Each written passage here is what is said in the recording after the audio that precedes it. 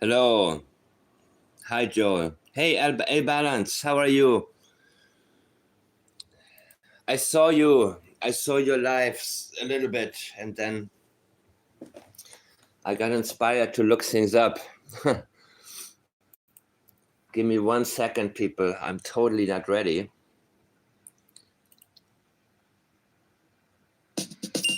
Okay, wait.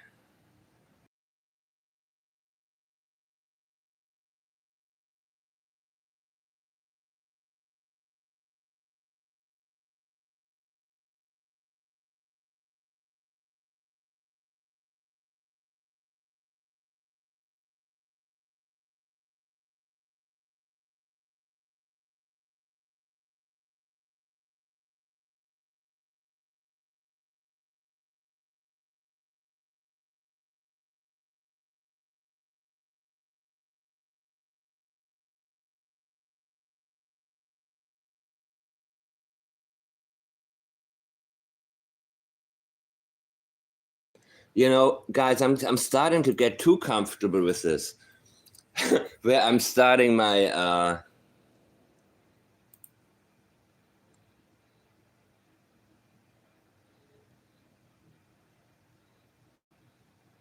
where I'm starting my life, and I'm so not ready at all. This is really insane. In the beginning, I was really, really like nervous and thought, "Oh my God, am I ready? Am I ready? Oh, I'm not ready enough." And now I'm just like click, and then I realize I have to reboot. And anyways, give me 1 second, guys. Give me 1 second.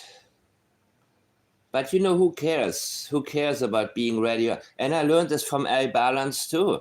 The way he gets on and he does his thing, and you know, I like that.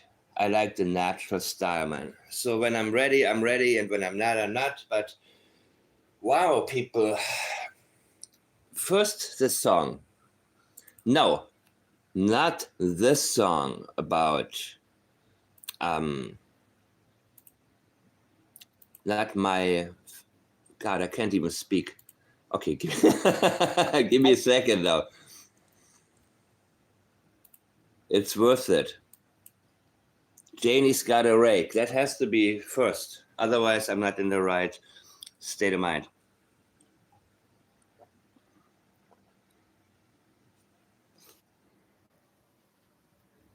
So,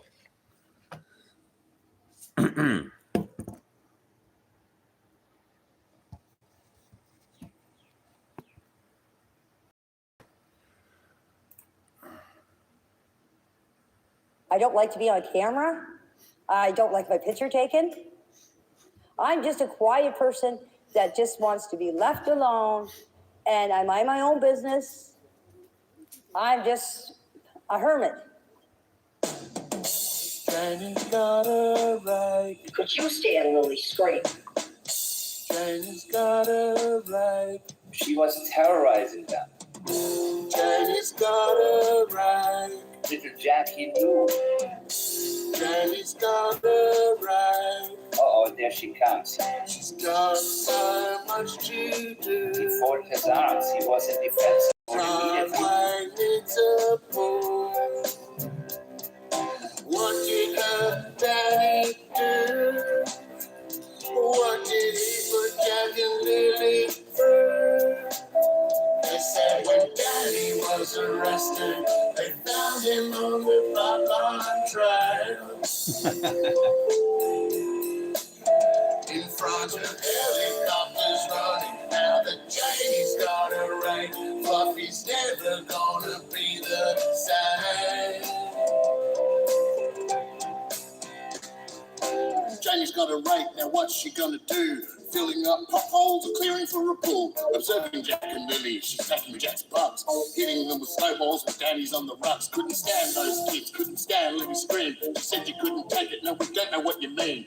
Danny's got a rake, now she's flattened in the drive. She's so full of love, she's working through the night. Earl's lost, she's the boss, now he's got no wife. Janie's got a rake, but she's got no life. Someone call her rescue, cause Fluffy needs saving. Trapped in the RV with Janie's raving. Fluffy wants to play with the kids outside, dreaming of the woods or an RV ride. Janie's when analysts inspired by nothing gets past him, you just don't buy it. All of the BS that Janie's leaking. Tears her a new one when she is speaking.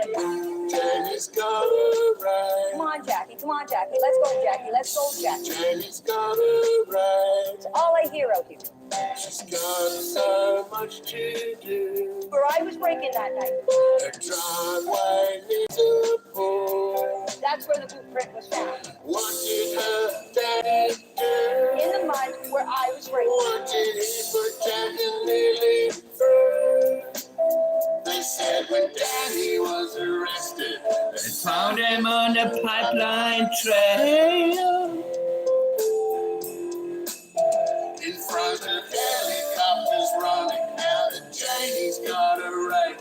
Fluffy's never gonna be the same. Oh my God, look at such a dumbass. Jordan is crying because his dad needs a hall pass. Durwood's sure that the kids have been taken. Malaya's hiding them on the reservation. Mike calls BS, it's not in the language. I listen from Australia with my Vegemite sandwich. Jack and Lily deserve the truth to be known. Peeling back the layers till the truth stands alone. Our hearts are breaking for the heart of Belinda. Her heart gave eyes, but Janie can't remember. Little Jack and Lily got the forces of angels, ripping through the lies as demand untangles. All through the night as Janie's raking. Danny's so dumb we can tell he's faking. Hillbillies can't keep the story straight. The truth will come out and we're prepared to wait. We will never forget, we will always remember. May, June, July, all the way to December. January, February, March, April, May. For little Jack and Lily, we're here to stay. What a fucking bear, what a blanket, what a wrench. The story stinks and we're cleaning up the stench. The dogs on the search will follow the scent. No matter how far the story gets bent. Janie's got a right. Our heart don't lie, and my heart's telling me Janie's got a right. that my kid did not have nothing to do with this. Got so much to do. And I had nothing to do with this. Her driveway needs a pull. What did her daddy do?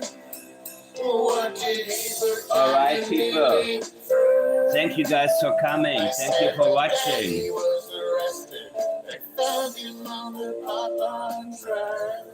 Thank you, A Balance, for coming. You know what? This particular video, I thought about it. I thought about some comments that I saw. Not here on my channel, but about me or my channel on other outlets. And I realized something.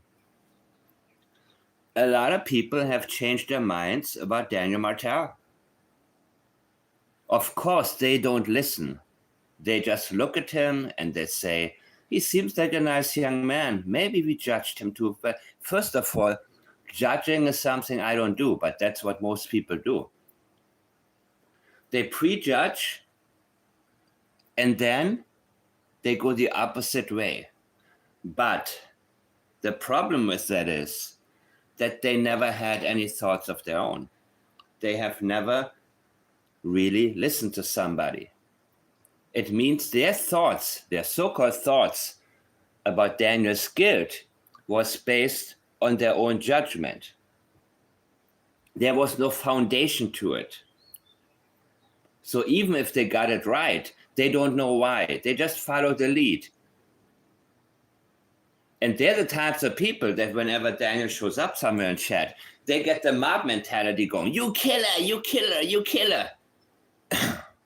Right? Stupidest kind of, and then all of a sudden, it takes only one person to say, oh my God, he's so nice. He seems so sweet. He's so relaxed. He has such a good smile. And all of a sudden, it's like, you're right. How dare I judge him? But the song, there's something very, very beautiful about the fact that all of a sudden I saw a comment saying, you know what? Janie did rake at night. So no matter how you get a message across, I think that Sun Cycler's song, no, it's not my song, guys, even though I'm featured, meaning, you know, me, me and Janie are co-rappers in this one, if you will, right? So, people, and yes, alternate slogan, the Plätz is, it's the truth is in there. I don't think anybody came up with that before. The truth is in there. Not the truth is out there, but the truth is in there. The truth is in the language. The truth is whatever it is. And it doesn't matter what the public thinks. It doesn't matter how many appearances somebody has and how he comes across. It makes no difference to me. That's why I don't want to listen to the opinion parts here. I want to listen to Daniel. And Daniel is the only one that I need to listen to. And Janie. And Malaya. And Logan gave a lot away. The other people I'd be interested in would be Ron, Earl, and who's the other one? Justin.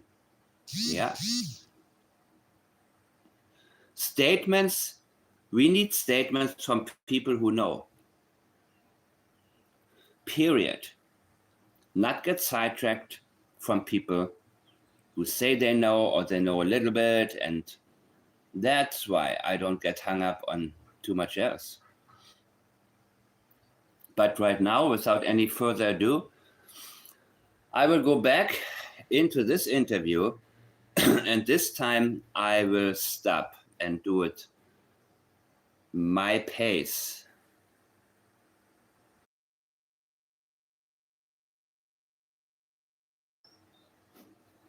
And yes,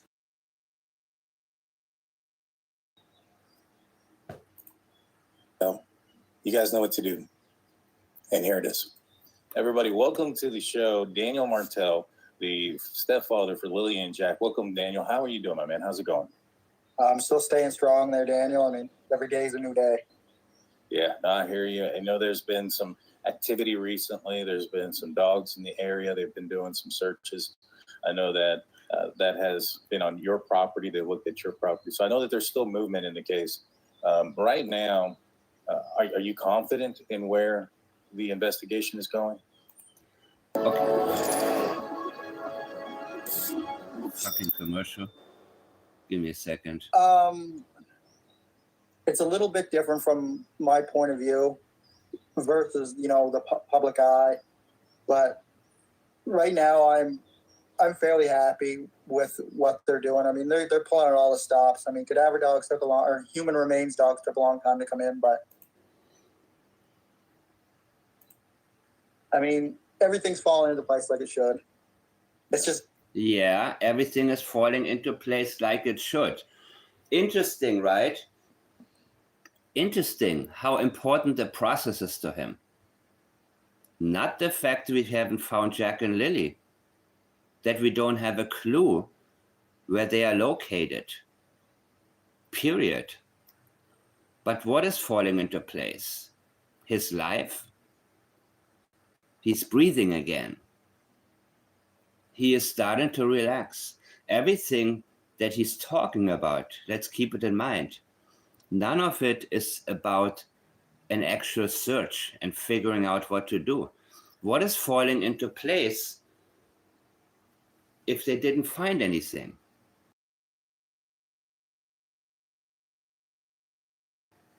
You mean your life? Your life is getting back to normal, little by little?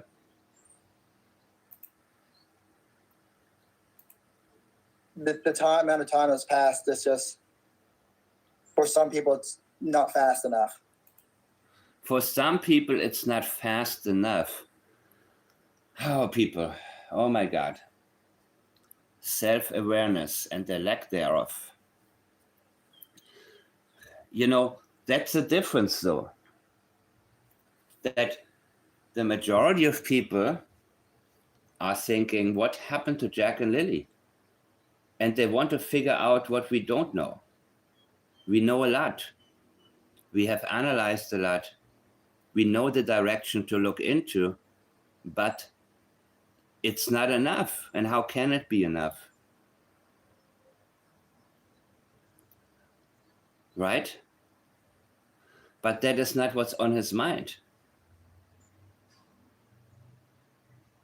It's not on his mind. And there is such a stark contrast right now between where his mind is at and where the minds of the people are who want to know what happened to Jack and Lilly. And that is the only thing that we want to find out right now. Because the language has already guided me. I believe something happened to Jack in the kitchen, very likely. More and more statements about activity in the kitchen from Jack. He was heard in the kitchen. He's a curious little boy. He was a curious little boy. He gets into stuff. There was rustling. Jack was out in the kitchen, I suppose. That was one of his very early interviews more than 4 months ago. And that was my first thought. I think something happened to Jack in the kitchen. He said Jack was out in the kitchen, I suppose. Lilly kept coming into the room. Then there was leakage. Malaya had a look at guilt. She said, should I call 911? He said, no, I believe something happened to Jack. And I believe there's a strong possibility that that leakage was from the night before that Malaya said, maybe we should call 911 because something happened to Jack. And that Daniel said, no. We don't want police here. And Janie came right into the trailer. He said, she had a look of guilt because Mom was home. Yeah, Mom was home, inside of your trailer.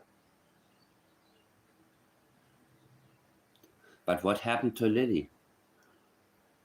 But the fact that Janie keeps talking about Lily's scream, what was the problem with the children that Janie talked about? He was a curious little boy, and Lilly, she was always screaming. And I believe when people tell you, like I talked about Trezal West, when you talk in a negative manner about your missing children, you're telling us why, in your opinion, the children are missing. And it's part of the victim shaming process. They went missing because they were rambunctious. Trezal West told us what the problem with Oren and Orson was. They were rambunctious. Janie told you what the problem with Jack and Lilly was. According to her, there was no problem with them. But when you talk about two missing children, you're supposed to make them look like the angels, like even children that go missing where they had, it doesn't matter who the children are. It doesn't matter if they did anything bad or not. Where Jack and Lilly didn't do anything bad. But even if you have an 11-year-old who put the dog on fire, who, shot the neighbor's cat's eyes out with a BB gun, even if you have kids like that, when they go missing, they turn into angels. And don't you dare bring any of that up to the parents or relatives at that moment. The fact that Janie talks so nastily about Jack and Lilly, they're telling us exactly why she thinks Jack and Lilly brought it on themselves that they disappeared. That's exactly her message. Don't look at my son. Let me tell you how bad Jack and Lilly were. You want to know why they're missing? That's why. Let me tell you more about Jack. Let me tell you more. Let me tell you about all the different things that, in her opinion, piled up and made it led towards what her son may have done. This is an easy analysis, by the way, compared to people who are not wearing their hearts on their sleeves. But Daniel is the type of person that wears his heart on his sleeve. Daniel is just a reactive person, very reactive, you know. Malaya, the opposite. For some, it's not fast enough. How about for you? Don't you, I mean, that's why I asked him the question, what do you miss about Jack and Lilly? Yeah, the excitement. Okay. So for you, you see, he distanced himself from some people, and he says, for some people, that's minimizing. I would, dare I say, for the vast majority of people, this is not going fast enough. And dare I say, not only is it not fast enough, nothing is happening. They're not moving in the right direction. They're not figuring it out. But he is very much distancing himself from that linguistically. And he's minimizing the amount of people. Like, oh, it's only some people that really want to figure out what happened and who are, anxious. No, dude, it's actually a whole lot of people. The majority of people want to know what happened.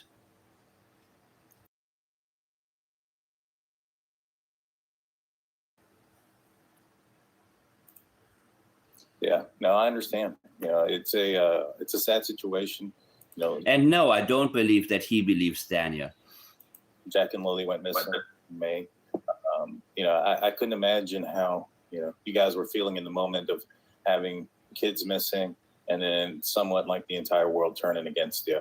How has that been for you guys? Has it kind of calmed down as things gotten worse here recently? No, Daniel, it never calms down. Some of those Facebook groups, they're absolutely relentless every day.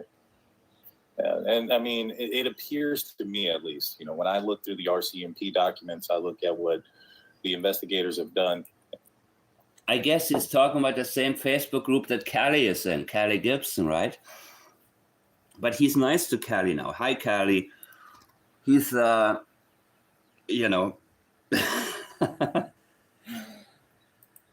what they have said flat out, that sounds like they've cleared you guys. Have they told you guys that specifically, that they do not? And Callie does a great job. I mean, Callie is the one who keeps him talking. And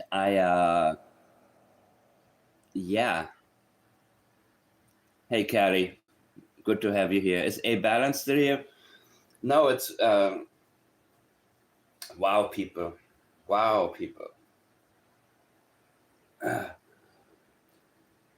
No, Daniel Martel, CB Canada, I saw when Callie made, or somebody, I think Marley made a post, and Callie commented, and then Daniel commented on Callie and said, hi, Callie. And I was like, what the hell? But, yeah. Right. That's a way of trying to make peace, right? Or a way of saying, please shut up, Callie. Hi, what do you want? Please. No more surprises. Believe you guys are suspects? They do not believe you guys are suspects? This is a good one. No, Daniel, it never calms down. Some of those Facebook groups, they're absolutely relentless every day. And I mean, it appears to me, at least, when I look through the RCMP documents, I look at what the investigators have done and what they have said flat out, that sounds like they've cleared you guys. Have they told you guys that specifically, that they do not believe you guys are suspects? Have they told you guys that you guys are not suspects specifically? I don't know if I should say this or not, but they came out and told me and Mom privately, like probably almost 3 months ago now, that we know that you guys had nothing to do with it, and we know that you guys have no involvement with the disappearance. Yeah. So give me 1 second. Remember what he said in the beginning? In the very beginning, he said the same thing and later came out and said that in reality, they told him, we know you did it around the same time. So what words did put, by the way, this is hearsay, right? So this is insignificant, but we can learn from his language whether or not he feels the need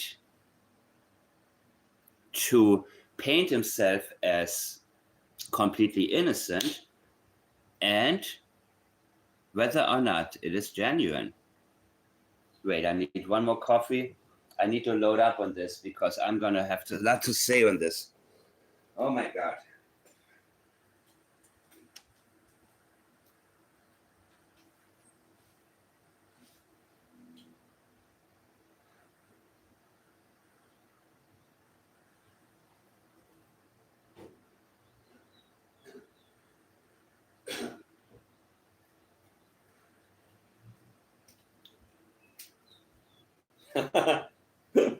Then he was arrested.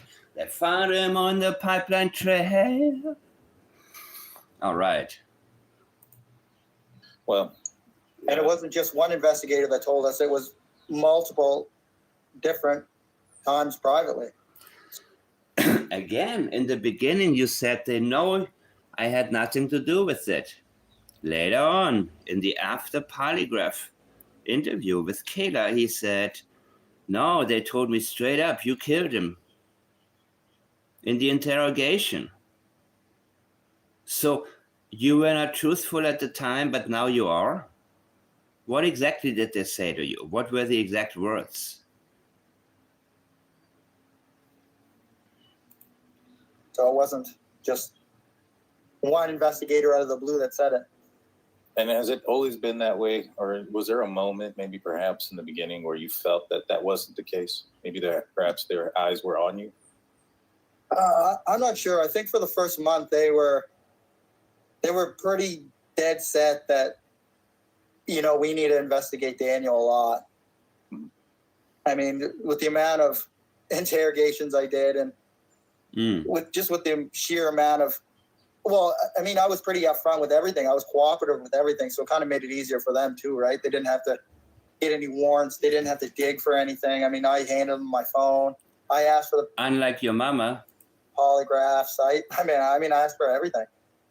Yeah, you asked for everything. You asked for drug tests too. It means nothing. It means nothing.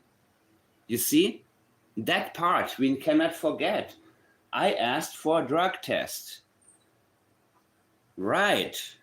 And later so this is important for us to recognize his pattern, a very preemptive type of pattern where he thinks if he volunteers for something, it will make him look innocent, right?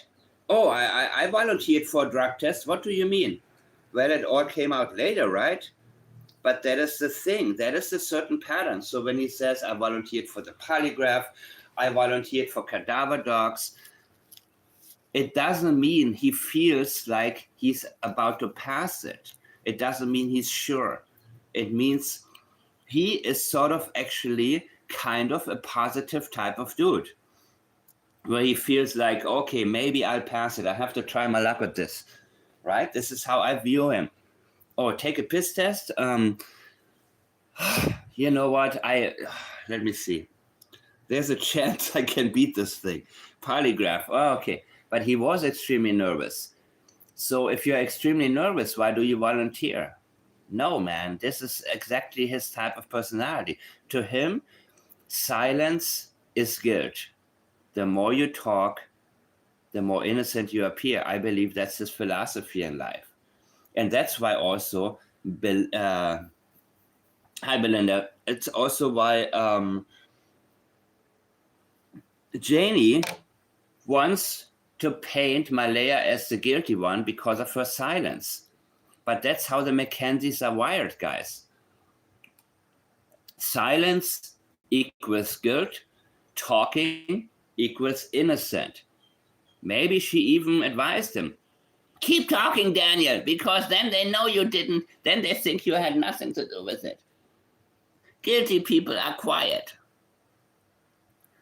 You see, always see how they try to make Malaya look guilty. I mean, usually when somebody cooperates as much as you guys have, and law enforcement is looking into it, if they're looking at you guys as some form of suspect. And if you're looking at somebody hard enough, you're pulling all the stops and you're not finding something, that's usually because something happened there. So, let's back up. Let's go and start from the beginning. All right. The kids missed school before their disappearance. Yeah.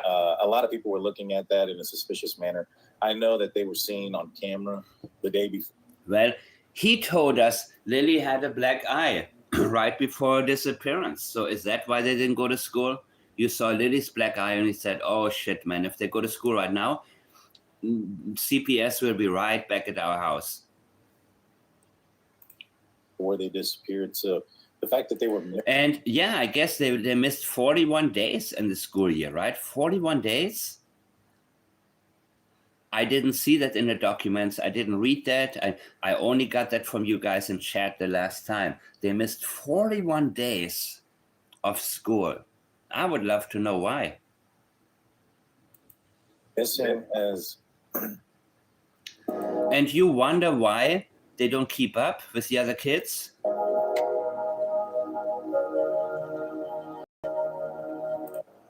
As weird as it was, as far as the timing goes.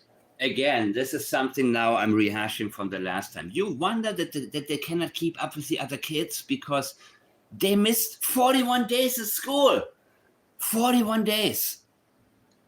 And what is your answer? Okay, let's get them diagnosed as autistic because then we don't really have to, then we can play the victim card. Well, it's genetic and we don't really, we try our best with them and so on and so on.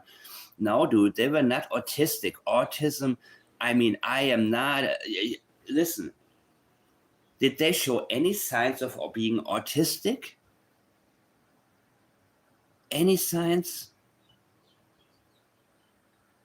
But that is a good card to play because suddenly their behavior and their inability to keep up with the other children no longer stays something that we look at you for because of. Ugh, I can't speak right now. It's saying, even though we didn't do homework with them, we didn't take care of them properly, and we kept keeping them out of school, no, it's not our fault. It's a genetic thing. They're autistic, right? That's one of the first things that Malaya felt like saying in her only interview she gave. Doesn't necessarily mean something nefarious happened, but tell us, why weren't they in class? Well, I know Wednesday they had what they call a PE day, which is kind of like an in-service, and so no children attended the school that day. And then on Thursday, Lily had a cough, and I really didn't know if Malaya was going to keep them home for Friday, but kind of turns out that she did. And when I woke up that morning, I wasn't expecting the kids to be home. I seen Lily poke her head into the room a couple times. Who gets them ready for school? Regularly. Who gets them ready for school? You didn't expect them to go home? What do you mean? To be home? What do you mean? You mean that they got themselves ready and just went for school? Or is it Malaya who did it? Because according to previous statements, you're the one who did everything with Jack and Lily, right? You're the one who did everything. So tell me. I mean, what do you think? You go into bed when you go, you, does this make sense?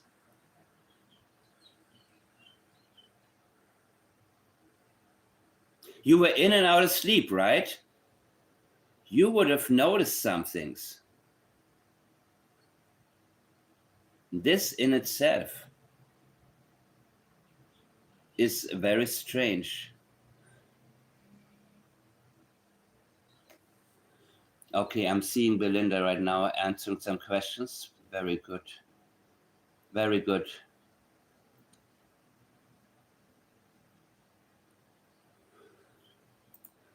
Times that morning. She poked her head in a couple of times that morning, people. A couple of times that morning. How many times? Before it was multiple times. Now it was a couple times. Again, people, I think this is from the night before experiential memory, and I believe it had to do with something happening to Jack. Lilly kept coming into the room to alert them. I believe that Malaya said, should we call 911? And Daniel said no. And I believe that's how something happened to Jack. I believe that Lilly didn't stop screaming. The dog woke up. Janie went marching into the house. And what happened after that, I don't know what happened with Lilly. But this is one of the high possibilities right now that his language guides me towards. That something happened to Jack. He was rustling. Remember, Haley said the same thing with rustling. She used the term rustling when she heard Daniel in the bathroom doing drugs, right? Rustling. Like some foil or some something that contains whatever you inhale, but nasally inhale, not orally.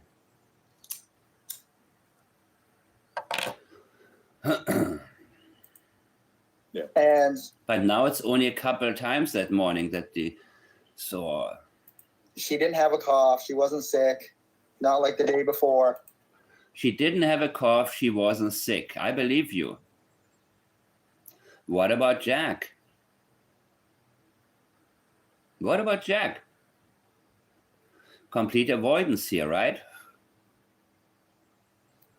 But yeah, I believe that Lilly had a black eye. And he told us that Lilly had a black eye, people.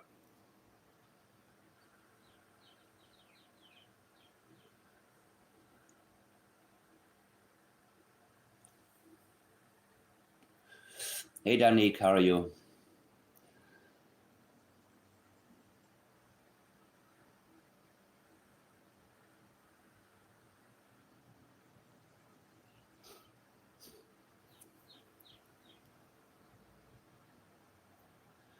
Jackie boy, yeah.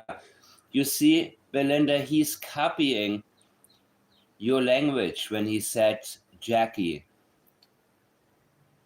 I don't know what interview it was. All of a sudden, Jack became Jackie to him.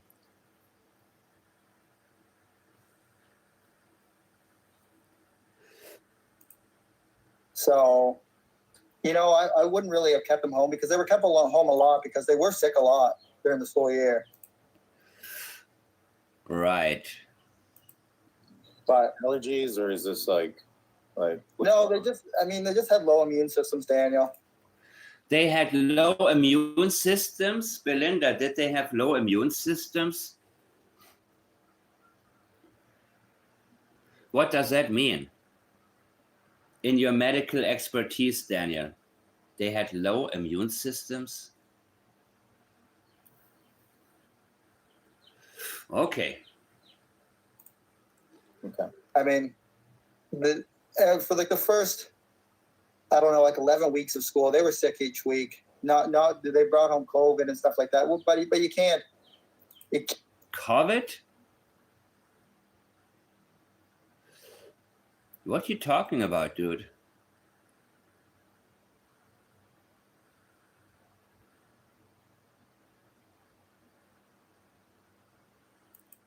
Can't expect a kid to be perfectly healthy when they're hanging out with, other children, right? Did all the other children have 41 days of absence? Because they are around the same children. This is normalizing. And this is a form of avoidance that in itself leads me to look deeper into this direction, where my thought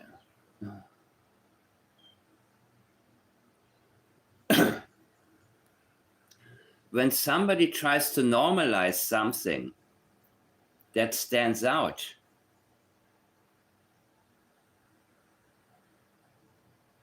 be on alert. Because the other kids didn't have 41 days absence.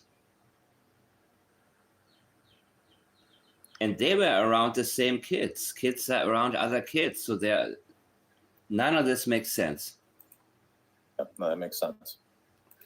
And he said, yeah, that makes sense. He's saying the opposite of what I'm saying. But again, he knows. You know what I mean? But he doesn't know that he knows. And you don't have to, yeah. And so, and of course, if he didn't present the case falsely, as he has been doing in many regards, Daniel would have never shown up, because Daniel thinks the dude is on his side. Exposure helps build immunity. Yeah, absolutely.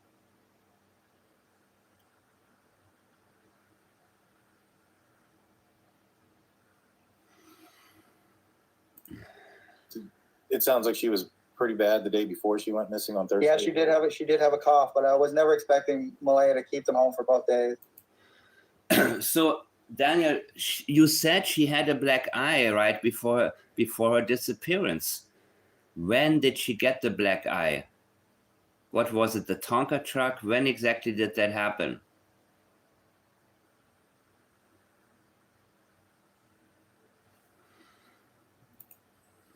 And so that was Malaya's decision then to keep. Yeah, of course. She woke up that morning on the morning of the disappearance and marked Jack and Lilly both as absent at 6:17 and 6:18 a.m. So accurate. What time did they get back? What time did they get back to bed on Thursday night? One says 8, the other says 10. He's gonna get to this too. Here's the accuracy. All of a sudden, you are an accuracy fanatic. And when the question comes, what time did they go to bed? Maybe it's 8, maybe 10, I don't know. That's a long freaking time, a long 2 hours in which I believe exactly what happened.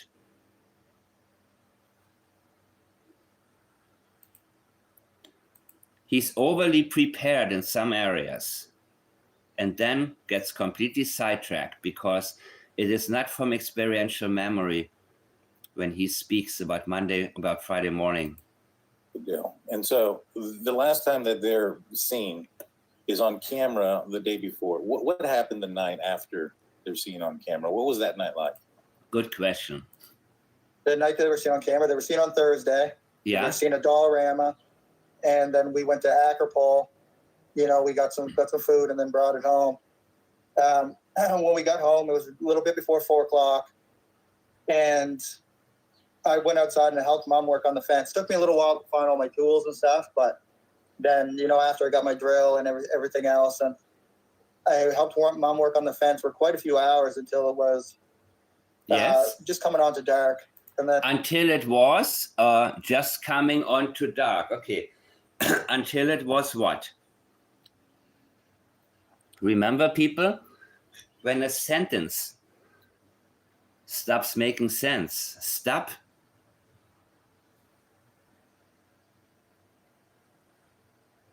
Until it stops making sense. Right before that. Until it was, okay, just coming to dark.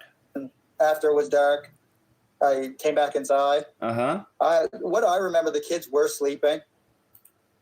Yeah. They were sleeping.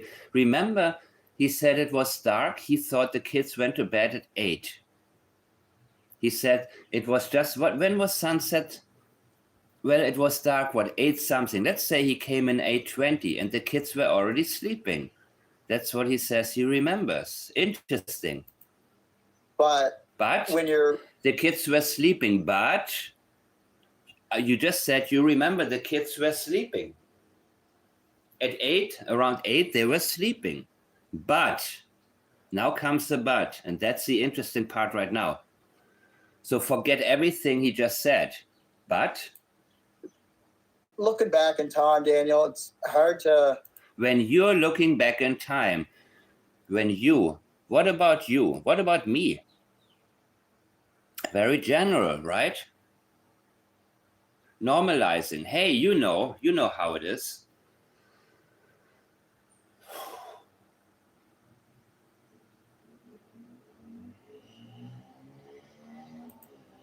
Kind of remember everything and get a feeling for how the night really was, because it just seemed like a normal night, right? A normal night. Remember, Katie Proudfoot, it was a normal night. It was a calm night. When they tell us it was a normal day, everything was normal, it indicates almost always it was anything but normal. Otherwise, you would say, I don't know. You would say what happened and you would leave it at that. But he is normalizing, literally. Whenever somebody's being asked, it was a day like any other day. Nope, it wasn't. That's how the fairy tales begin. It was a morning like any other, and you already know, some shit is about to hit the fan here, right?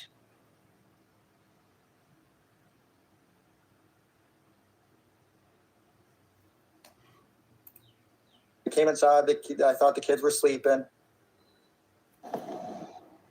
Ford Everest is ready for every adventure. So I don't want to go back and scroll back, but he said he remembered that the children were sleeping. That's the first thing he said. I remember the children were sleeping, and all of a sudden, I thought the kids were sleeping. Because now he has to adjust things to what Malaya gave as a timeline, because that part has not been properly scripted. When police asked him, and he said they went to bed at 8, Malaya said at 10. So now he has the obstacle of having to bridge that gap and normalizing the fact that there could be a 2-hour difference in the accounts, which is huge. Even a 10-minute difference can be huge when people practice avoidance. And avoidance in time is what we experience right now. 2 hours is a huge gap, people. 2 hours is absolutely insane. What time did they go to bed? 8? 10? What happened in these 2 hours? This is where the language guides me right now. Between 8 and 10 p.m., I think something very crucial took place. So all the stuff he talks about Friday morning is what he remembers from Thursday night, that Jack was in the kitchen, he was rustling. Malaya said the kids don't go to sleep unless you separate them. You have to, they talk, they were talking, laughing and giggling. Yeah, I believe that's exactly what happened. And that's why I say there's a possibility that Jack gotten into something, because there's too much reference to him being curious. There's too much reference to him rustling around the kitchen.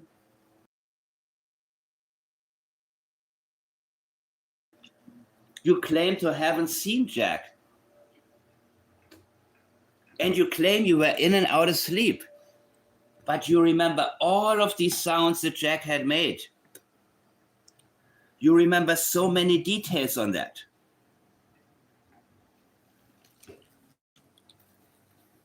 You don't remember so many things, but you remember that. You remember too much about Jack's activity in the kitchen. And you are too certain about his activity in the kitchen. And that is easier for him to talk about because it's coming from experiential memory, people. From, I believe, Thursday night, not Friday morning, but he introduces it to Friday morning because he needs something to talk about. Because he wants to give us the impression that Jack and Lilly were home in the morning. They were not. They had already been taken away. And I could have swore they were sleeping, but it says in the documents that she had them up. I could have swore they were sleeping. Listen to this one. I remember they were sleeping. That's what he said in the beginning. You remembered they were sleeping, dude. You just told us, and then you say, but. Wait, but is not supposed to be contradictory. Not to this degree. I could have swore they were sleeping. Well, but it says in the documents because he wants to, all of a sudden, the documents become the word of God rather than you who was there. Forget the documents. Forget the documents. You were there. What is this? What time did you, if I ask you, what time did your daughter go to bed last night? Well, I put her to bed at 9, or I looked at, I saw her in her room asleep at 9 p.m. But I guess my neighbor says it wasn't until 10:30 that the lights went out. So I guess it must have been, no, you were there. You see, it is so convenient for him to be in and out of sleep so he can be selective. He can say, okay, this one I remember, this one I'm not sure about, but this is a huge thing. You came in and the kids were sleeping? Or were they pretending to sleep because they were scared? What if Daniel comes in and we're still up? Is that what the problem is? Let's look at all the possibilities here. I'm narrowing things down, but I'm going back to my original thought that yes, it could have been that what happened to Jack was that he gotten into something because there's too much reference about him being a curious little boy and too much victim blaming from Janie. And I believe that is her normalizing something that took place and putting the blame on him alone. He was looking for what? They were looking for food. They were looking for... I believe that they were not being fed regularly. And they were in the kitchen a lot to look for stuff. They were really left on their own, man. But anyways, there's so much coming up about... And Belinda, I don't know if you heard this interview the last time about him saying Lilly was pulling her own hair out. That was a really, really big one. I will get to this systematically, little by little. But him talking about Lilly was pulling her own hair out because of frustration. So there's different things I looked up. Some kids, they play with their own hair, right? They kind of curl their hair a little bit, play with it, and up suddenly a little bit comes out. That's not what he was talking about. He was talking about out of frustration, she pulled her own hair out. That's the big difference right there.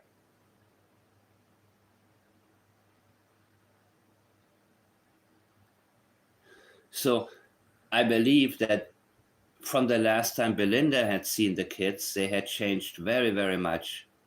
Of course, because they had a different lifestyle to live around.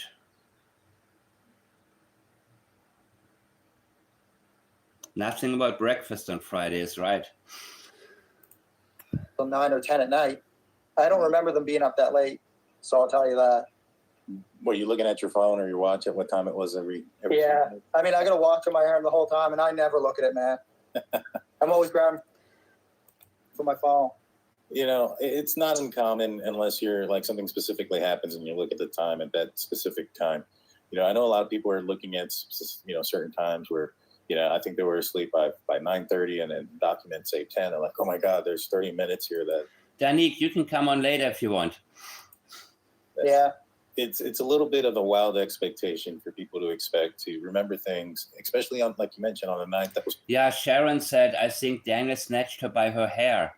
It's possible because Wade said she guarded her head when anyone got close to her head. It's very possible too. It's a possibility. Don't touch my hair.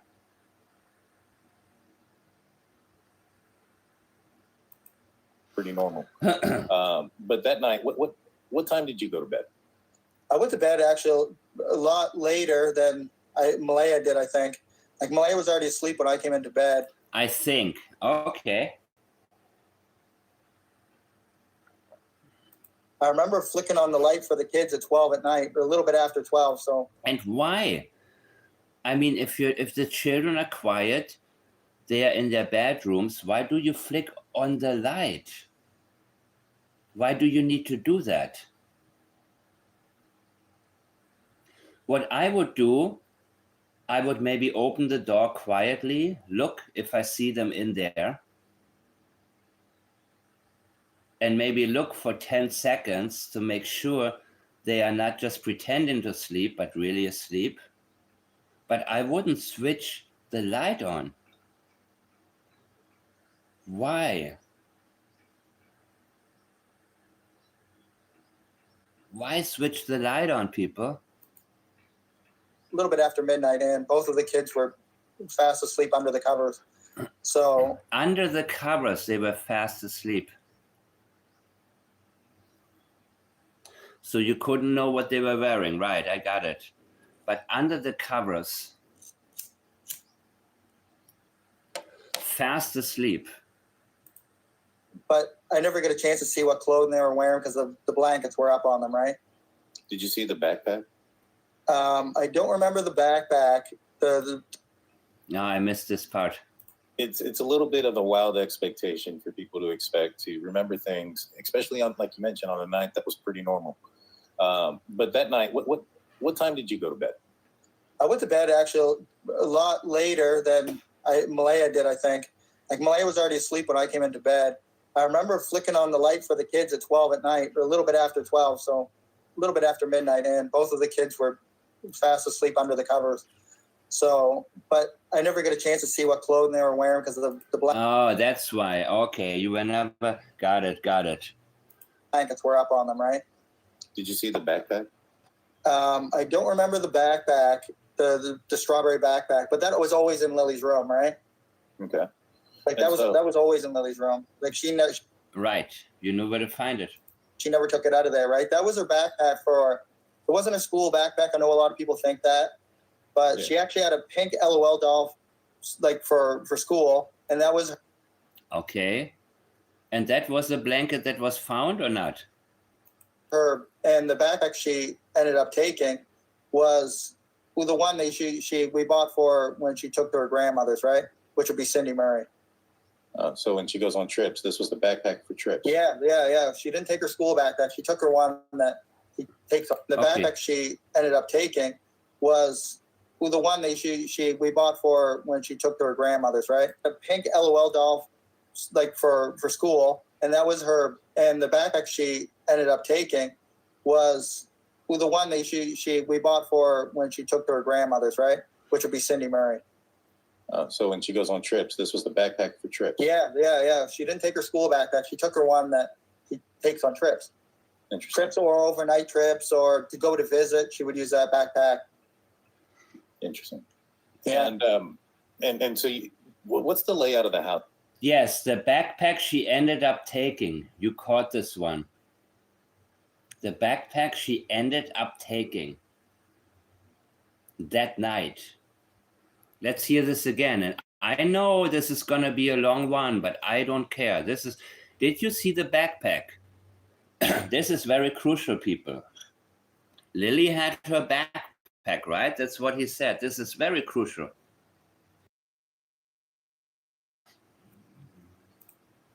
the strawberry backpack, but that was always in Lily's room, right? Okay. Like And that was always in Lily's room. And you knew that. Like she never took it out of there, right? That was her backpack it wasn't a school bag. She never took it out of there except, well, that night she didn't take it out of there because I believe somebody else took it out of there for her. Backpack. I know a lot of people think that, but she actually had a pink LOL doll, like for school, and that was her. And the backpack she ended up taking. Listen to this one, guys.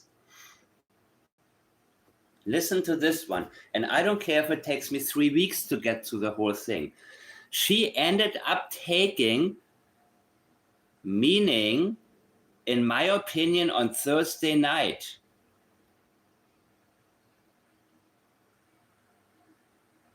Danique says, please, can we count how many times Daniel ends his sentence with right? He needs approval. He cannot simply tell us what took place. He needs approval from Drunk Turkey. He cannot simply tell us, this is what I remember. How is he supposed to know what happened that night? How is he supposed to give you the approval? How is he supposed to tell you if you're doing well right now? He wasn't there. This is not normal. What's normal is, let me tell you exactly what happened, dude. And you take notes. And you pass it on to your viewers. And I will clarify it. And I don't care what you think, because I tell you exactly what I saw, what I experienced. He wants to know if his script is resonating.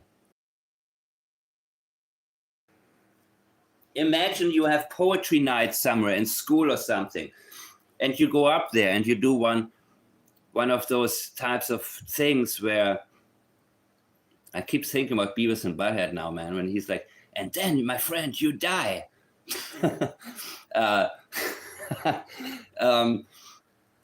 But you keep looking into the audience because you want to see if you're doing well. You spend a week, slam poetry, Toodles, exactly, slam poetry. And no matter how confident you are, you will look at the front row, exactly. At least at the front. And then, my friend, you die. And then, my friend, you die, man. And Beavis goes like, and then you die. Oh, that was funny. That was a long time ago, man. Or Butthead, he goes up there and goes like, and then my friend, you die. Yeah. I used to imitate these voices all the time, man. Anyways, this is such a sad topic, man. I need to have this balance between. Later, I will ask Danique to join me here on this, because I need somebody else to take over once in a while. Not take over, but my goodness, people, my goodness. He wants approval. You guys are excellent, by the way. Now this is a good thing where I can be half asleep and count on you guys to catch what I don't. And of course, my problem was the last time I went through things too quickly. I will never do this again, by the way. Right? I wanted to. This is how we have to do it. We have to go through it that slowly. So even though it's more popular among most people to go through things quickly and then come up with the backpack she ended up taking. He's talking about Thursday night, guys. That's what I believe. I believe that. Was the one that we bought for when she took to her grandmother's, right? Which would be Cindy Murray. So when she goes on trips, this was the backpack for trips. Yeah. Exactly. And that's, you prefer to analyze. Absolutely. We can always, you guys know, I link to it in I will link to it again, to the Drunk Turkey show. I will remember from now on in my description to always link and make sure that everybody that can watch the whole thing by themselves if you have a different pace than me. But when I'm doing this, he's talking about Thursday night and he was the one taking the backpack. That's what Danik just said. She didn't take her school backpack. She took her one that he takes on trips. When? Thursday night? Yes. Trips or overnight trips or to go to visit, she would use that backpack. And that's why I believe he took it on Thursday night, because when she goes on a trip, that's what she would take. Meaning, if she planned to go on a trip as in her own disappearance, that's what she would have taken. And I believe that's why he remembers that. She wouldn't take her school backpack. She would have taken this one. Was she about to walk out of that gate? Trips, plural.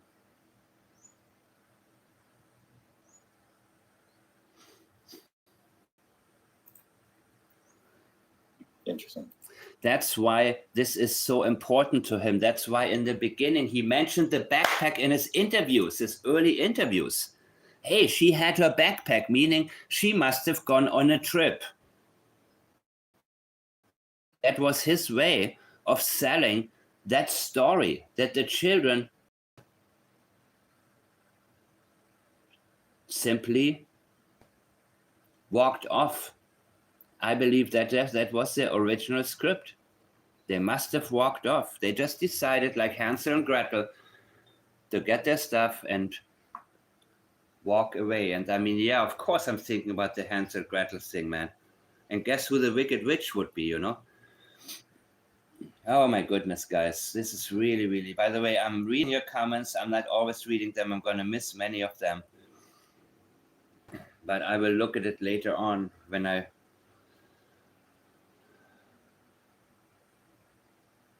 Give me 1 second, guys. Let that sink in for a second.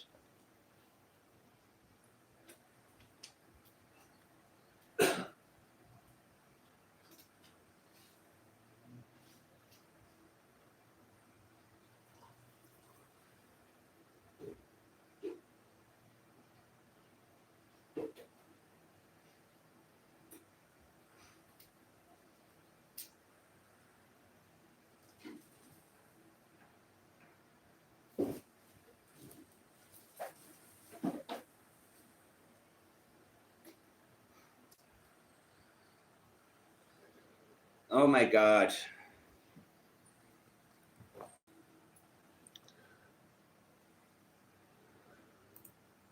And so what's the layout of the house look like? So The layout of the house is we have the bedroom at the very end. Okay. And then we have Lily and Jack's room and my other kid's bedroom and the bathroom. Thank you, Danik. And the kitchen and the living room. Okay. So how many bedrooms is that? 3 bedroom. Let's see what he mentions first. Deep detail, Daniel. The layout of the house is we have the bedroom at the very end. Okay. And then we have Lily and Jack's room and my other kid's bedroom and the bathroom and the kitchen. And So your other kid's bedroom, nobody was in there when your kids were not there? You kept that empty? That's interesting, right? Well, the priority was, of course, his own children. But let's keep moving. in the living room. Okay. So- how many bedrooms is that? 3 bedroom.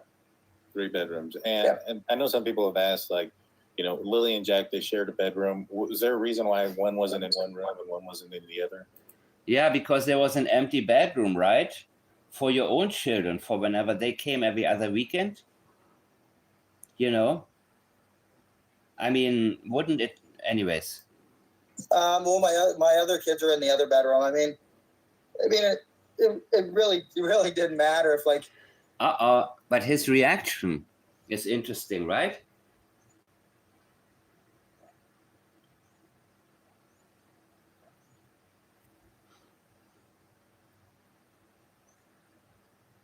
Why, when your own children were not there?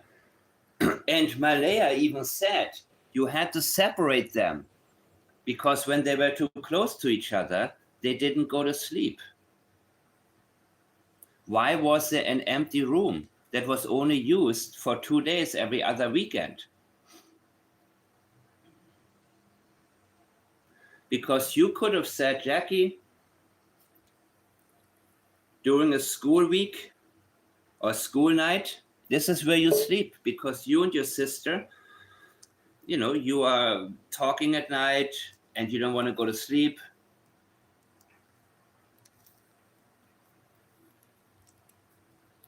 So they kept it there like this was special. His own children are special to him. Jack and Lilly were sort of like dragging them along.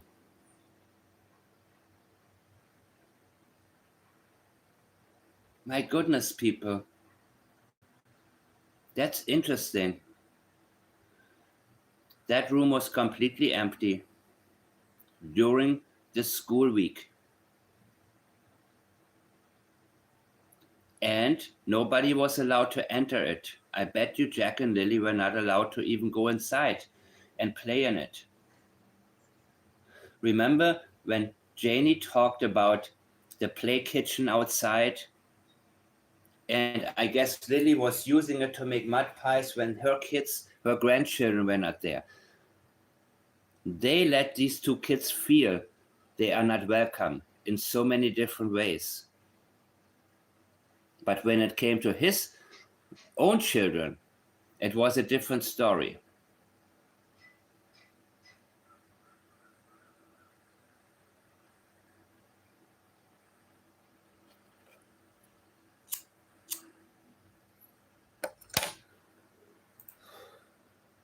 But I know my daughter Raina and Arlo, they like to be in the same bedroom and they like to play together, right? Yeah. So, and it was different. It was a lot different from my other two kids not have. Sensitive area. He doesn't want to tell us how little he cared about Jack and Lilly.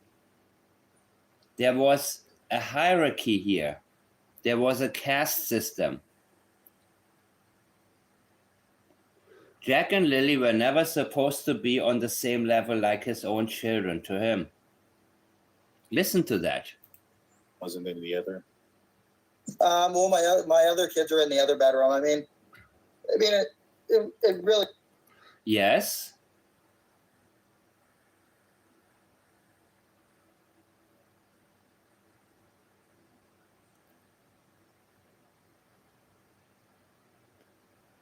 Yes. It really didn't matter if like, but I know my daughter Raina and Arlo, they like to be in the same bedroom and they like to play together, right? Yeah. So, and it was different. It was a lot different from my other two kids not having like any other kids involved like with me and being a family before this, right? So it was kind of new to them. It was kind of new to Lilly and Jack as well, especially with the new baby coming in too. So Yeah. it was a little bit different for everybody. Right. Yeah, your other Different children, they how? weren't there that night, correct? No, they weren't. They were there the weekend prior. So relative to where Jack and Lily's bedroom is to. Hey, Danny, there?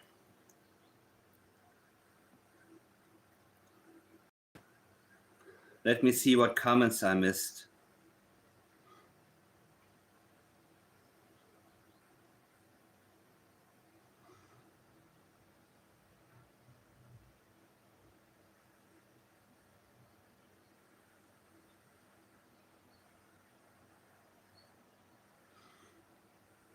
Danik, do you want to come on later here?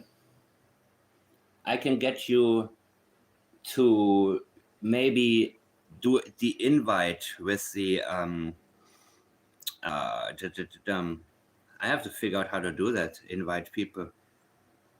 Jeez, I have to Google this with my other phone.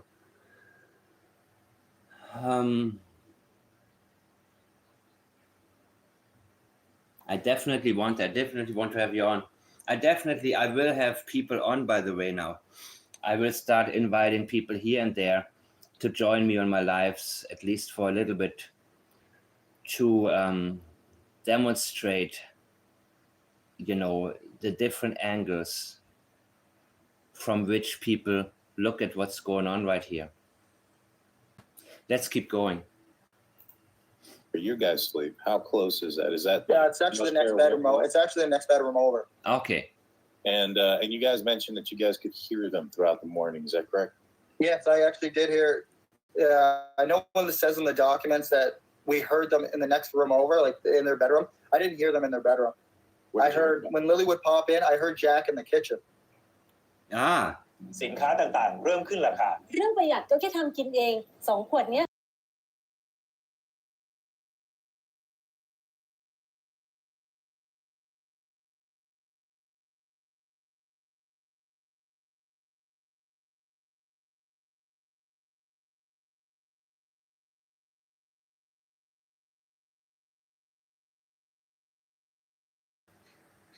No, people. He wanted to make sure everybody understood. These are my children. Jack and Lily have no business being there.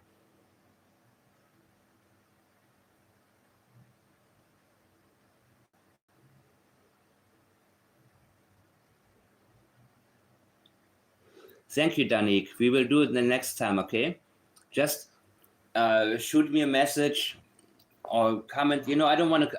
That's send me an email maybe, because okay, we can play it by ear too, that I can just invite you on here and then we see how it works. Actually, I like that kind of. That's how I started these lives, right? I saw all the other lives and I figured I'm just gonna go and fuck it up, which I did the first time, but it somehow works out. And again, the content is important, people. Nothing else is. He made sure in that house to differentiate. This is my children's bedroom and nobody touches it. Nobody sleeps in there except my children. I don't care how crowded this place gets. But don't you dare elevate Jack and Lily to the same level as my own children. That's exactly what I believe happened there. Everything else that was bought for her grandchildren from Janie, Jack and Lily played with when they were gone. Yeah, sure, they can play with it.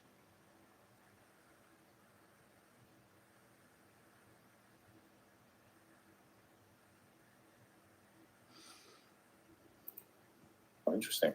Yeah, I heard him rustling around in the kitchen, right? Rustling around in the kitchen. He was rustling around in the kitchen. Yes, like you were rustling around in the bathroom that night when Haley told us. But then when me and Malaya made our way out to the kitchen, there was nothing moved. The chairs were still perfectly in. Oh, there was nothing moved. Look, he's putting his hand on his chin like he's thinking hard. Is this a mystery? What a mystery. Nothing was moved. Yeah, because something very, very important was moved, Daniel. That's what I believe. Something so important that you are now feeling the need to tell us that nothing was moved. This is very specific. And look at him. Look at this gesture. Interesting. It's a mystery. I understand. It's a mystery. I don't understand it either, but it happened like this. The chairs were still. No, I believe a chair may have been moved and Jack may have been gone up there into an area he wasn't supposed to be in because something was there. Something of Daniel's was there. And I believe that's when he had gotten into something. Look at him. Just look at his gestures. Place. Perfectly in place. So what was he wrestling with? What was there? There was no chairs pulled up against the counter. Oh, I bet you there was. And just look at his face, people. Look at him right now. He's an open book kind of guy. He doesn't have the poker face. You wouldn't feel the need to tell us what didn't happen. You would feel the need to tell us what you observed that was. When they spend too much time telling us what wasn't.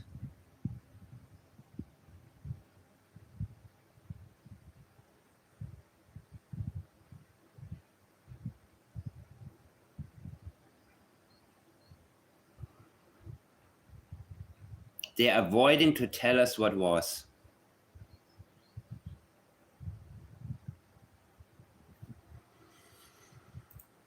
For them to, they usually would jump up and take food if they wanted, because kids always. Oh, kids always. Listen to this shit.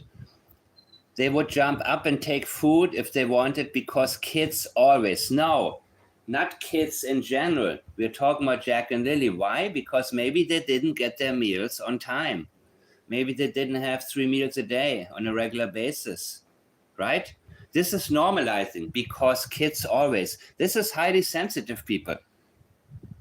Otherwise, you would say, my children, they like to get, some sweets that we're hiding on top of the fridge. And once in a while, they pull up a chair and they get them. And, that would, you wouldn't say, well, then, and even then you wouldn't feel the need to say, well, that's what kids do. But you could say, well, I have to find a better space to hide the stuff. Danique, please send me that document if you would. I would love to have that as a discussion piece with you the next time, because I would love for you to fill in my blanks, because I am focused on the statements, but I rely on others to give me the facts as they come, because I don't have time to sift through any of these surrounding areas, period. So, take food if they want it, because kids always what? Always do that, right? No, kids don't always do that. You're talking about food. What kids often do is go for the snacks or the chocolate or something that parents may hide somewhere because they want to keep it as a reward or a once in a while kind of thing. Children eat when they eat. Children don't steal food because they have 3 meals a day and the nutrition is right. They don't miss anything, but they know where mom went the last time she got me some candy because I had an A in my test. And I remember it's somewhere on top of the fridge. I cannot reach it. So I am going to pull the chair up. And that's what a 6-year-old might do.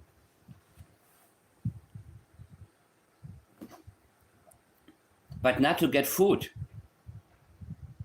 Because I know at 6 p.m. is dinner. I never looked for food as a child.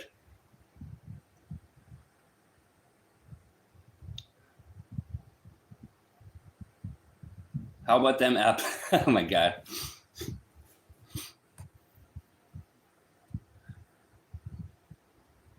Oh, Grandel, thank you so much. I'm so sorry I have not gotten to this even. I decided to but you know what? I love doing this actually when I'm really here live, because from now on, I always want to make this like a training session where oh my God, I got a lot of messages from a lot of people. Thank you so much.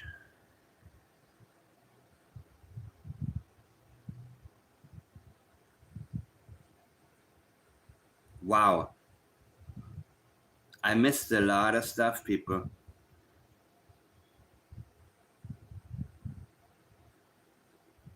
And Callie sent me this in Janie's cupboard. What is this? And as far as the cupboard goes, I had nothing in the cupboard. I do not do drugs. I do not have guns. I don't do any shit like that. And they searched this trailer. And as I said... Did you hear that? Cupboards. Did you hear what Janie just said? Listen to this one more time, people. Pay close attention. And as far as the cupboard goes, I had nothing in the cupboard. I do not do drugs. I do not have guns. I don't do any shit like that. And did Daniel have drugs in his cupboard? Because you're associating your cupboard with drugs. Sure, some people on Facebook have maybe, they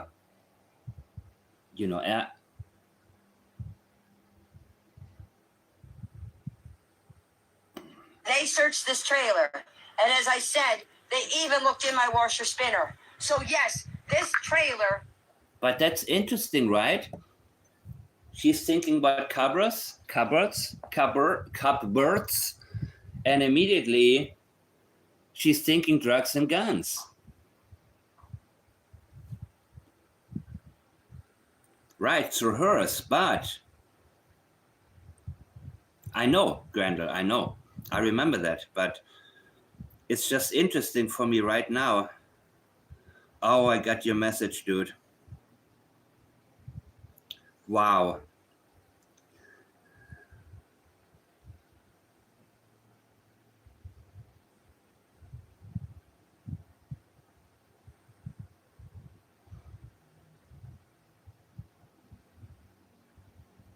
What is that from, Grandel, that you sent me, the black images?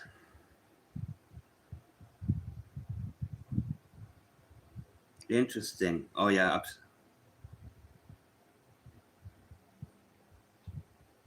Oh my God, I completely missed this. Wow.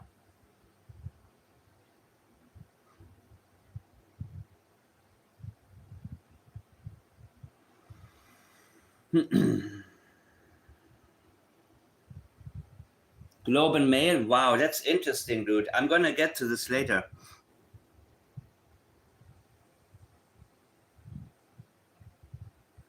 Yeah, okay. They would go into the fridge. Always the children always do that, right? Again, he says, right. He needs approval. No, dude, kids don't always look for food. Food is the guarantee.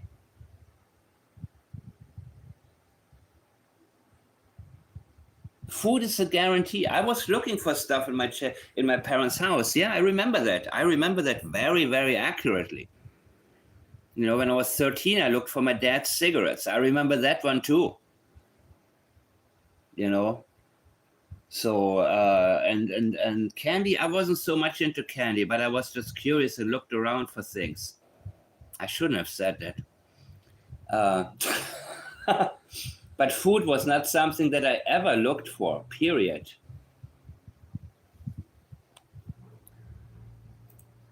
Fridge. They would go into the fridge. Yeah, for what? They would go into the other pantry and grab food if they wanted. Like they had Yeah, exactly. unlimited food if they wanted to grab it. They had unlimited, but nobody made it for them. They had unlimited food if they wanted to grab it. But yeah, and I know, I mean, your father, Earl, not only your father, Earl, but also Patty, Malea's grandmother, they made sure you had food, by the way. From what I remember, that Earl would buy food, groceries for them. He wanted to make sure that they knew what Daniel was all about, but they wanted to make sure the children at least had enough food. But that didn't mean that they prepared it for them regularly. So the kids were sort of, God, man, I mean, imagine the settings. Sure, I do believe, and by the way, I do believe that he is like, you know, She called him a 34-year-old boy for a reason. He was taken care of. But I do believe that the children were sort of left, like, good luck to you. And they were hungry many times. And okay, there was food in the house maybe, but they, who made the food for them? Who prepared it? You know what I'm saying? That is the question here. I mean, we're talking about certain types of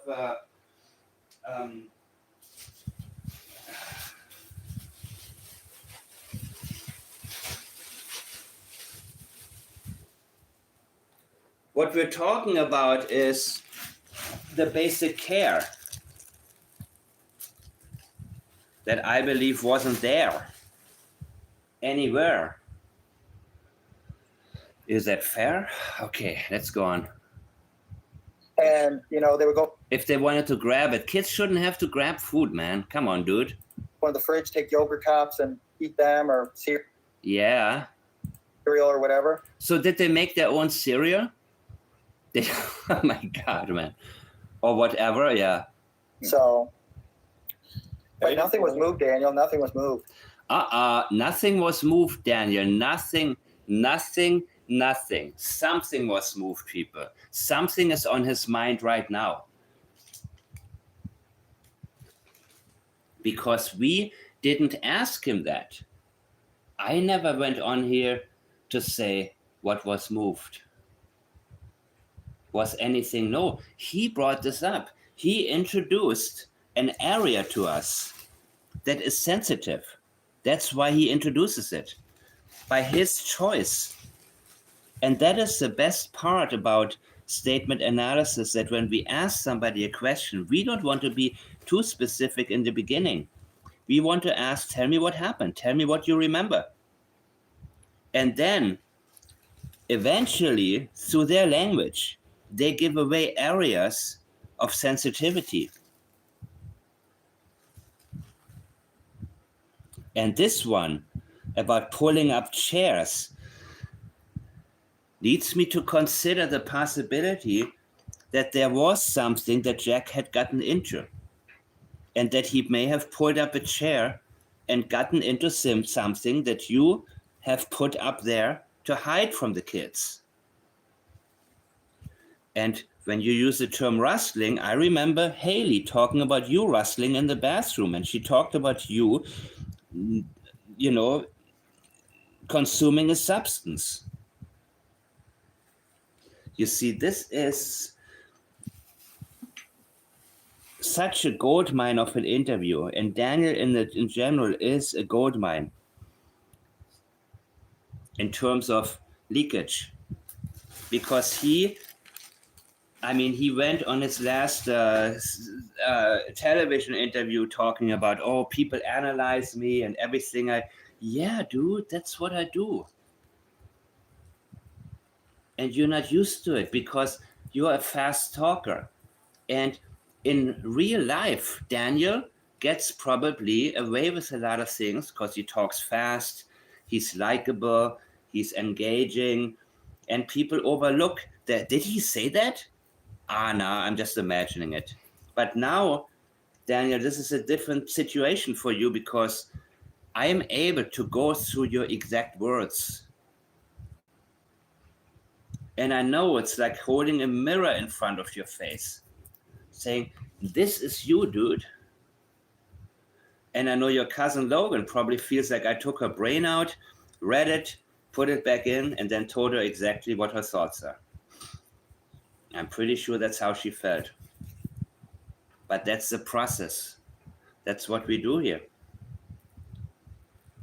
So, again, drunk turkey, he acts like he completely is on his side, but I believe he's just second nature right now. I don't know what he did with police. He allows Daniel to speak freely. And that's a good thing to do. You don't want to say, I know you did it. Never put them on the defensive. Give him the opportunity to explain what he feels like he needs to explain. And by what he wants to explain, he is leaking. important areas. And the important area right now, the cupboards. All right. And now they're being loud-ish. You mean loud enough for you guys to hear them? Yeah. Your other daughter, Meadow, she was there though, right? What does that mean? They're being loudish, not loud enough for you to hear them? Well, he did hear them. He just told you he heard them. But again, good interview. Dare I say, it's a pretty good interview. Dare I say.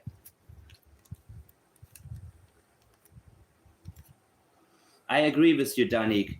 The Earl did not give Daniel money, but he bought food for them. I do believe that because Earl knows his son, and he knows if I give them money to buy food, then 80% will maybe go into something else. So maybe Earl, I don't know what Earl was like when he was younger, if he was the same way like Daniel. I have no idea, but he's an older guy. And I believe that he got to the point where he's saying, you know what, I want to make sure that everybody has food, the basics in life. You know what I mean? So I'm not going to give anybody any money because they had enough money to live. The government gave them enough. In Canada, you see, every country has a different, I know in the Netherlands, for example, it's very social with people who, in some countries, the government takes care in Scandinavia, man. People don't even have to work. You can just chill for the rest of your life and live in a decent place. You know what I mean? At least it used to be like that. Not a social, I got you, yeah. Canada is very much a social country. So everybody has health insurance, first of all. You don't have out-of-pocket expenses. Doesn't matter if you work or not. In Canada, you can live like that. You can pop out a bunch of kids and just chillax, dude. So they had enough cash to take care of Jack and Lily. In the beginning, many of you, have said, oh my God, how can they survive? 1 day a week of work?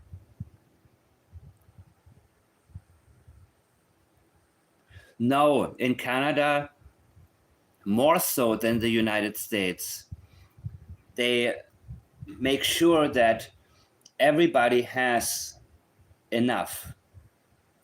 But again, the problem was expensive hobbies. They are drinking the juice. What? Who's drinking what juice? Exactly, Laurie.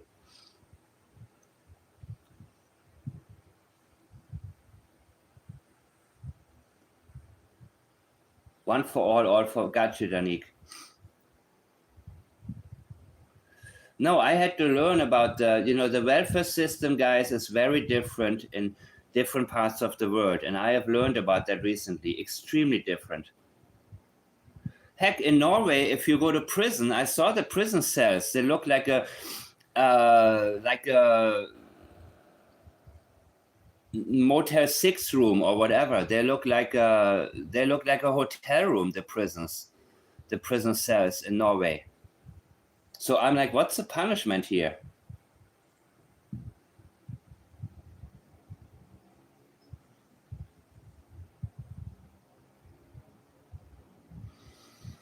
So.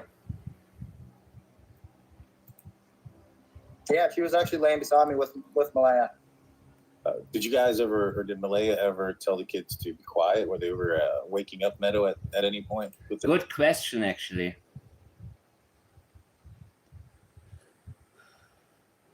All right, I will stick to the topic now, Danik. Their noise. In that morning, no. But when Lily poked in, I did go. In that morning, no. Did she tell the kids to be quiet? I got you, Debbie. Listen to this question, and this is sensitive in my opinion. So, but nothing was moved, Daniel. Nothing was moved. Now they're being Sure. loud-ish. You mean loud enough for you guys to hear them?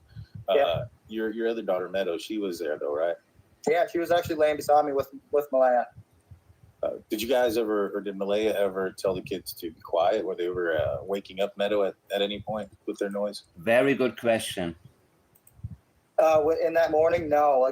But when Lily poked in, I did go, shh. Like when she would come. Not that morning. Okay, how about the evening? Did they wake Meadow up? Was that an issue? Jack and Lily not being quiet. Was that the issue here? He said, not that morning. That means other times, yes.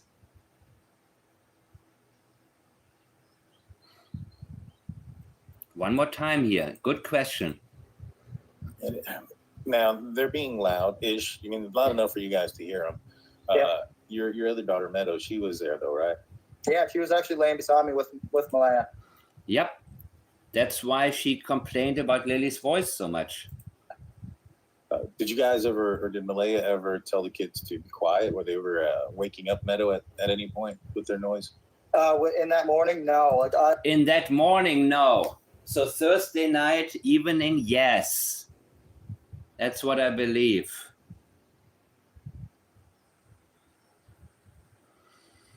But when Lily poked in, I did go, shh. Like when she would come in the room because she always woke up Meadow. Same with Jack. Lily, she always woke up Meadow. Listen to this one. Tell the kids to be quiet. Were they ever waking up Meadow at any point with their noise? In that morning, no. But when Lily poked in, I did go, shh. Like when she would come in the room because she always woke up Meadow. Lily always woke up Meadow. There we go. There we go, people. Lily always woke up Meadow. And we know from Janie and Daniel that his children were gold to them. Meaning their room was not to be slept in by Jack or Lily, even if it was empty 12 days out of 14.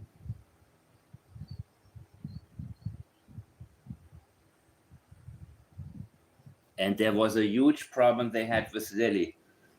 Waking up Meadow. Always. That's very strong language. Not sometimes. Always. Lily, they looked at her as a problem. She always woke up Meadow.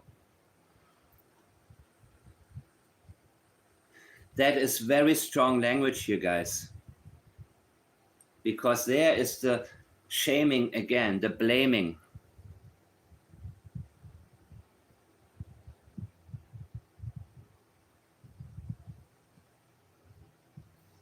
Listen up. Same with Jack, but I mean that's Same with Jack. Same with Jack. And some of you have suggested that very early on. Meadow, gold. Jack and Lily, disturbance.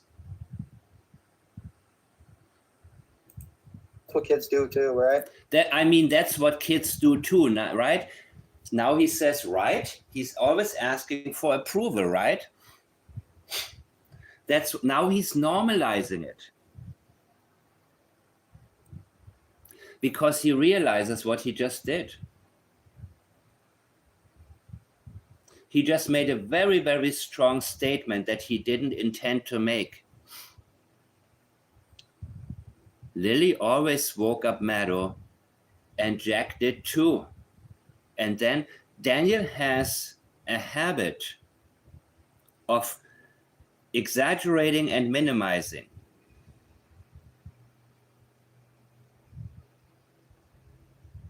And then he says, but that's what kids do, right? No, you got to teach children, but you have to teach kids certain things, but you also have to take the time to do that, right? But he's giving us now an idea of how things, but how did you react, Daniel, when Meadow was asleep and Lily talked and woke up Meadow? How did you react when Malaya called you to come from work to discipline Jack and Lilly? How did you react? You just had to pack all your stuff, or you had to just, you only worked a few times and you had to lose some hours and you had to come home. What do you think state of mind Daniel was in when he was driving back? Because Malaya is like that, man. She's so passive and I don't know how to do this. They don't listen to me. I believe that 100%. That's how she gave all the power to Daniel to do whatever he wanted to do and thought he needed to do in order to keep Jack and Lilly quiet. That's how things evolved over there. Devolved. But I mean, that's what kids do, right? Yeah, right. Yeah. And so, some folks are saying that, they may have walked out the back sliding glass door. That seems like the only logical explanation for them to have exited the house. You had something on the front door, correct? Yeah, on the front porch, where there's the front porch door, and then there's the inner door on the front. And I know for 100% they did not go out through that door. Why? So, because First of all, I don't believe they walked out on their own. went and got the keys and tried to come back into the house, couldn't get into the front door, right? I had to go around from the back. And then I went out through the front door. Gotcha. So that's how I know they did not exit through the front. They exited out through the back sliding glass door. Now, I've read in the document that Malaya said something to the effect that the kids didn't always close the door behind them when they went outside. It kind of made it seem like there was times that they did. Is that accurate, or was that something that when they went outside? I mean, the percentage that they would actually close the door behind them, it's very minimal. But they haven't So, done it in the past, though. It's usually, Daniel. Listen to this one. The kids didn't always close the door behind them when they went outside. It kind of made it seem like there was times that they did. Is that accurate, or was that something that when they went outside? I mean, the percentage that they would actually close the door behind them, it's very minimal. So usually the kids didn't close the door, except that time it was supposedly closed. Ah.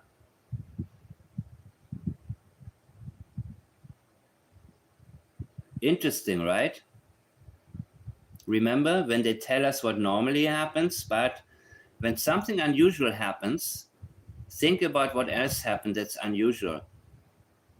So when the kids were taken out, they didn't leave on their own, people. And somebody closed the door behind them. Right? That's what the language reveals right now. Even if we forget everything that we were told before. Even if we forget everything we've already concluded from the previous analyses.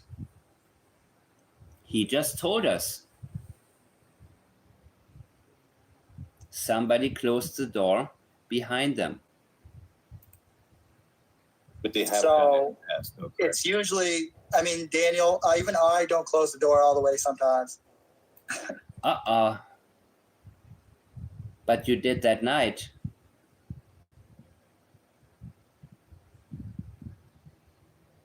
Yeah, Danik, I agree. But the one thing I'm 100% on is JonBenet Ramsey. That's the one case I am 100% sure about. We should never allow ourselves to be 100%, but we can say, this is a 98% possibility. And that way, systematically, we get to the truth, especially when law enforcement is helping and investigates in the right directions. Oh, okay. And so it was all the way shut. Yeah, it was all the way shut. Fully all the way shut. Right. Memory. He did.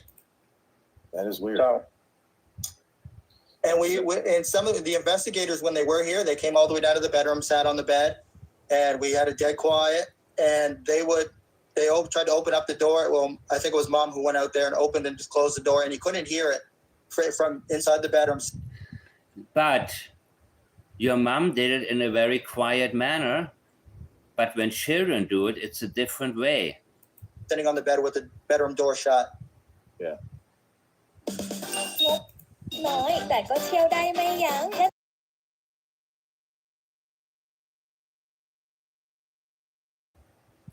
Or are you again trying to insinuate that somebody came on the property? Burke Ramsey, Danik. Burke. 100% Burke. 100% Burke. 100% Burke. And may lightning strike me dead right now if this is wrong. There's no case I'm as 100% certain about as the JonBenet Ramsey case. Oh, by the way, in my opinion only, everybody's innocent until proven guilty in the court of law. Everything I'm stating is my opinion only, blah, blah, blah, blah.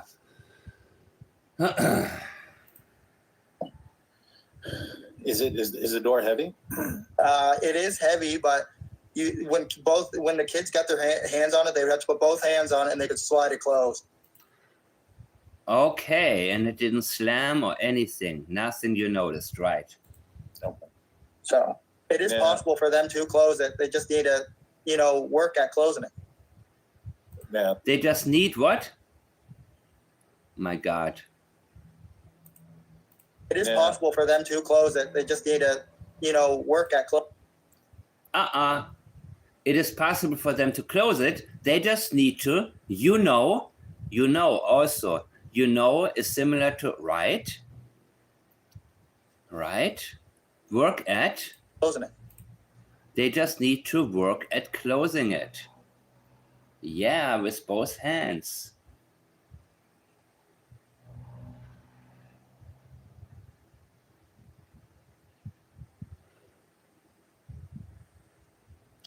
Madeleine McCann was an accident, Danik. I believe that. And that's from Peter Hyatt's analysis. I believe but I believe she was also medicated. I believe that the kids did not, instead of having a babysitter, they may have medicated them so they went to sleep. And she's fallen out of bed and hit her head. That's what I believe happened with Madeleine McCann.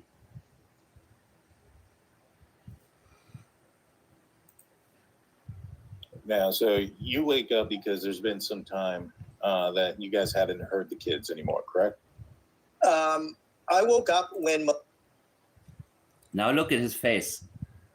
Now he's remembering his script. Uh-oh, that question again. Wait, I got this. When Malaya woke me up, I'm pretty sure it was her who woke me up because... Oh, really? We both kind of woke up at the same time. Right.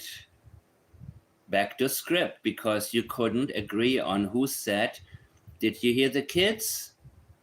Right. Oh, Madeleine McCann was a huge cover-up. I mean, on the highest levels. And I remember her saying, as it says in the documents, she said, I don't hear them. But the craziest thing was, when I woke up, it was in the first 5 seconds that she said, I don't hear them. Yeah. That's like John Ramsey trying to tell us that JonBenet died from a head wound and strangulation at the same time. Same bullshit. And usually you would have to wait a couple seconds, you know what I mean? Yeah, you fucked up the script, Daniel. That's what it is. And you were angry with Malaya, so you changed her script out of protest because she left. So Malaya first said, I asked my partner, Daniel, do you hear the kids? And then he later said, no, I was the one who asked her. And now he's like, uh-oh, that was stupid. So let's say we said it both at the same time, so we are both correct. We both did it. You hear, this is normalizing the huge difference in this. He went off script out of protest, the same way Janie went off script when it came to what Durwood came up with them. This is so obvious, people. That's why I don't want to watch anything else. I want to watch nobody's opinions. I don't want to hear it because it's all based on misinformation. This is how simple it is, people. He's trying to give, and by the way, even people, I see them, they used to be here in chat. They're now in other chats and they're saying, well, maybe he didn't do it. Jesus Christ, man. Holy crap. Yes, and Fern, here's the problem now. Here's the problem with this. He does not want to make himself out to be a liar, but he also doesn't want to discredit Malaya's script. He realizes that is the worst thing he can do. Oh yeah, when did he say that? He and Maddo will visit Malaya in prison. Right, exactly. That's some strong stuff, dude. I think that's been a while, and now... So now, what is his solution? We both said at the same time, so we are both correct. Because if I prove her wrong, then I'm in as deep shit. Holy crap. Give me 1 second, guys.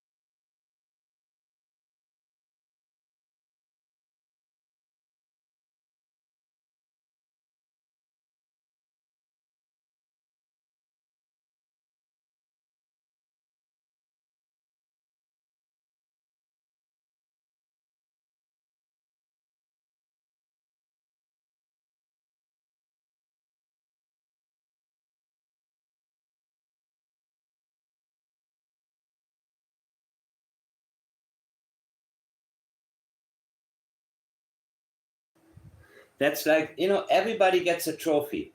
I'm right, you're right. We're all winners here.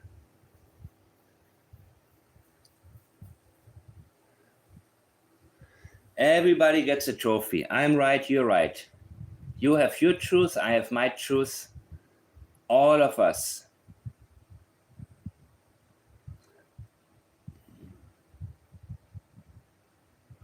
That's some serious damage control. What did Andrea say? I missed it.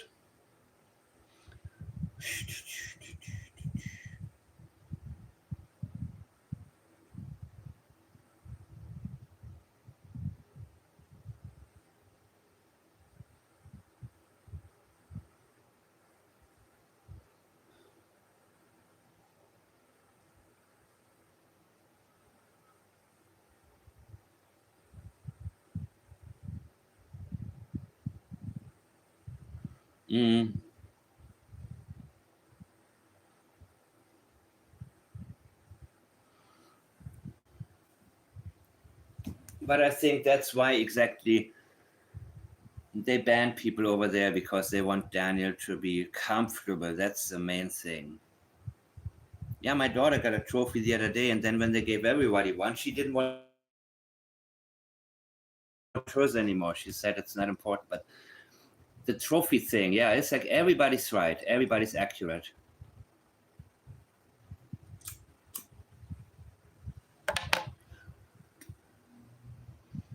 What case in the 90s?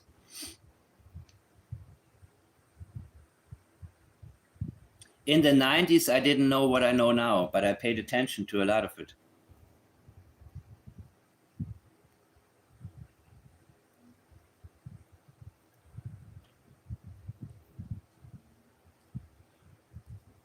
Yeah, and I would not say, do you hear the kids? I would think maybe they're asleep.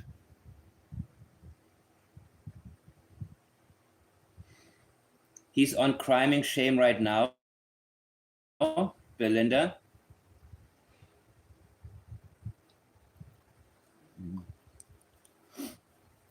Is he on Crime and Shame?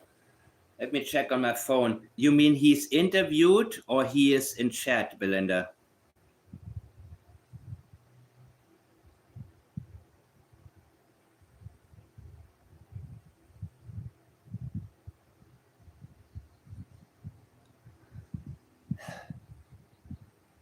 Yeah, forget that. I'm not gonna look in the chat. Well, you know what? I can have the chat here also, but I will not listen to the. I don't listen to the sound.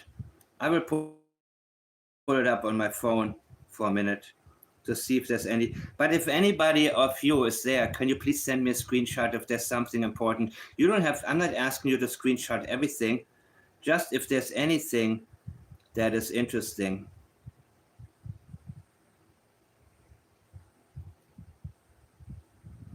I'm looking through some of it. I see only one message here from him and I scroll up. I don't see a lot. I don't see anything. I see only one. I don't have a space. That's why I come here. Oh. I asked for more Nah, come on. No, this is more important. If anything good comes out of it, guys, Belinda or anybody, can you just take a quick screenshot? Only if it's important. Yeah. If you guys, by the way, you don't need to send me, and again, when you guys message me, just send me straight to the point. You don't even need to explain it. If you have a screenshot of something that he says, and it doesn't matter if it's important or not, if you think it's important, screenshot it immediately, please. And don't send me long explanations, because I go through things very, very quickly. Get to the point immediately, guys. We can chat later. Get to the point immediately. Immediately. Send me the screenshot. Send me Daniel said such and such. And then I can ask questions. Okay, what is the surrounding context? Because if it is a long novel, I don't read it, and I will tell you guys straight up. Thank you, Danik. You keep it short. If I get, okay, thank you. Thank you. You see, I listen to you, and this is very good when somebody. That's why I will have you as my co-host a couple of times here. You know, because I'm a one-trick pony right now here. You know. I'm in my own world. So you are the middleman or middlewoman between me and the world that we live in. I don't know. Okay, hi Magdalena. Nice to have you here.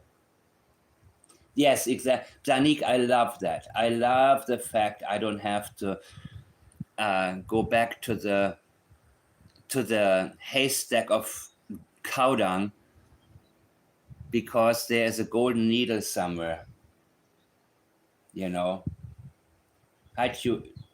Tracy. 30 seconds or something like that, because it could be in the fridge, because that's usually what everything goes quiet when they're, grabbing food. There we go, Daniel. Let's hear this one. Jeez. 5 seconds that she said, I don't hear them. Yeah. And usually you would have to wait a couple seconds, you know what I mean? Or like 30 seconds or something like that, because it could be in the fridge, because that's usually what everything goes quiet when they're. Yeah, they're always in the fridge. I know. Grabbing food. Nobody's getting up to make breakfast for them, so they go to the fridge themselves. That's good to know, because some of us asked, what happened this morning? By the way, who changes Jack's pull-ups? Who changes his pull-ups? How long is he in a dirty pull-up until somebody changes it? Remember, he brought this up in the beginning. He won't keep his pull-up on for that long. I think Jack took his own pull-up off when he became so uncomfortable and nobody had changed him for a very, very, very, very, very long time. That is a sensitive issue to them as well. Both of them woke Meadow up all the time, always. Jack wouldn't keep his pull-up on. These are important subjects to him. We wondered in the very beginning, why does he feel the need Why does he feel the need? There's nothing in Sunny's channel right now, by the way, Laurie Green, nothing. I saw a couple of statements from Daniel. If there's an important one, I will make sure to cover it if somebody thinks it's important enough to take a screenshot, but otherwise it's just blah, blah, blah, blah, blah, blah, blah. It's the usual, right? So what I would do, what I did a couple of minutes ago, I turned the sound off on my other phone. I looked at the chat room in the channel. There's nothing there. This interview is much more important. Food or doing something, right? Yeah. Right. Daniel, why you need approval? Because it could be in the fridge, because that's usually what everything goes quiet when they're, grabbing food or doing something, right? When they're grabbing food or doing something, that's what's on his mind right now. And that is from Thursday night, in my opinion. They were doing something, but he doesn't want to tell us what it was.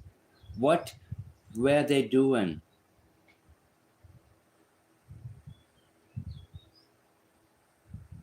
Yeah. I like to be the one introducing Daniel from the angle that allows us to open our eyes and see what he really says. And the last thing I need is Sunny or anybody to interpret things for me, right? Or Drunk Turkey. When he goes into his I'm sorry, I don't need it. I am a lot smarter than you guys. I know how to analyze somebody properly. So the last thing I need is somebody to drag me to a certain level where, the only thing I will be busy with is discrediting you. Because this is the problem. That people listen to certain people's takes on things that only lead them away. But the truth is simple. Focus on Daniel Martel, guy. Focus on Daniel Martel. If I want opinion, I will ask some of you. I can ask Danik. I prefer to ask Danik or others. Several of you I'm in communication with.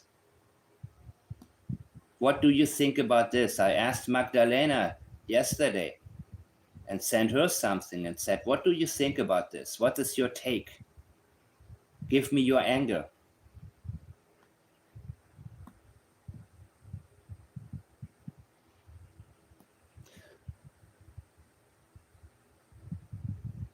Oh, I did, Danik, I did. And I wasn't referring to you. I was pointing at him. And I mentioned Sunny when I said I'm a lot smarter than you. But it doesn't take anything to be that. I wasn't referring to anybody else. I was talking about the people that the general public listens to and gets confused by. That's what I was referring to. So that's why I'm explaining to you guys that I don't feel the need to listen to anybody and their opinions on things. That's why I'm not over there tuning into somebody talking about the case. The only thing that I would like to have are the screenshots of what Daniel Martel is speaking about.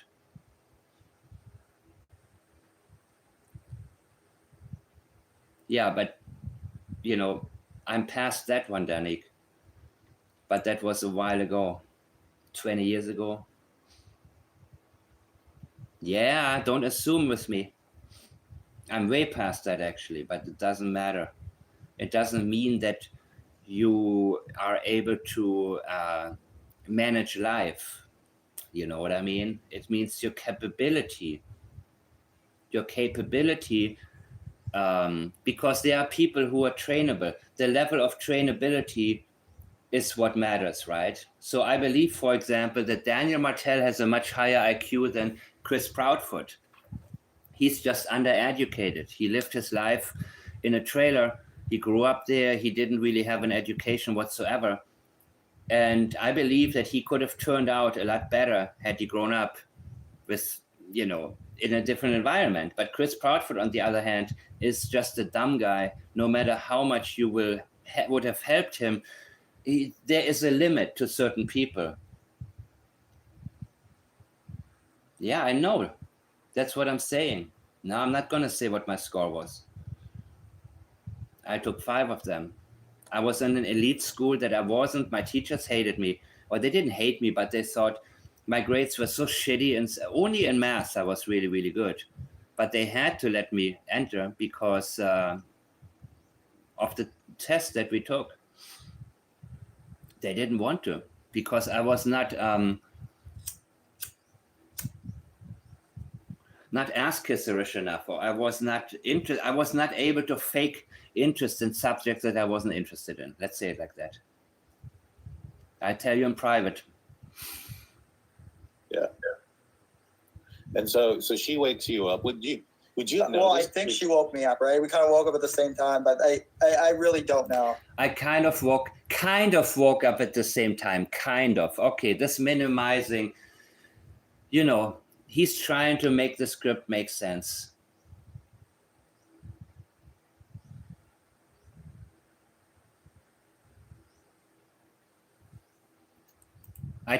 I stopped telling people my score 10 years ago. Would you have noticed if she got out of bed? No, I would have been sleeping. I didn't even know she called the kids in absent until I got the email on my phone. She would have been sleeping? Are you kidding me?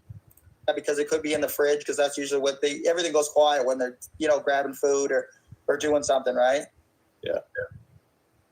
And so she wakes you up. Would you have noticed? Well, I think she woke me up, right? We kind of woke up at the same time, but I really don't know.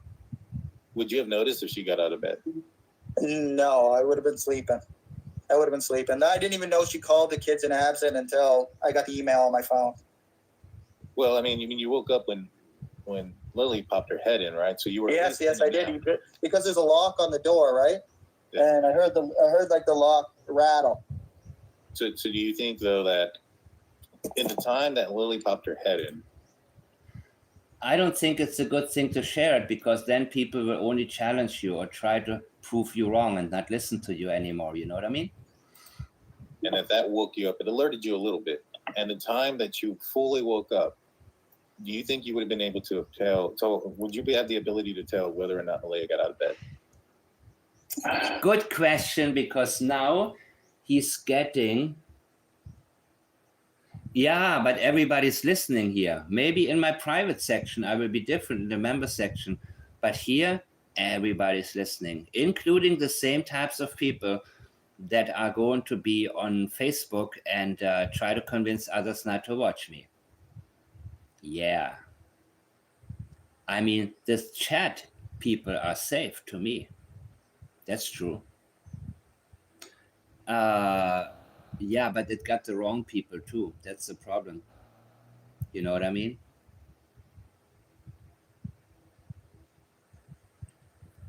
So he is now getting to the subject matter.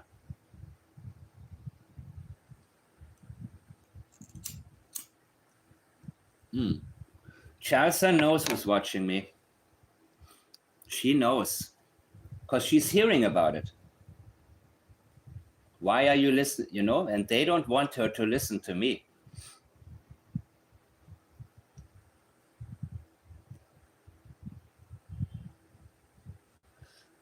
Who said that, Anita?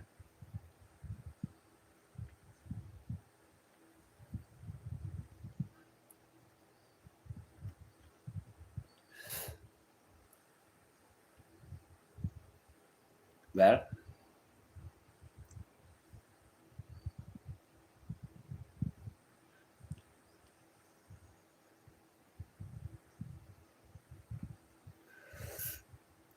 this question is really good, by the way. Listen to this one, because he tries to sell us that story, the story of Malaya's relatives coming and Malaya handing the kids over. Remember that? So this is actually a very, very good question to ask Daniel, because you want to present him with the possibility. Was it possible? Would it have been possible for Malaya to sneak out, hand Jack and Lily over to her relatives and make them disappear, because that is the seed that they've been trying to plant in the minds of so many people, right?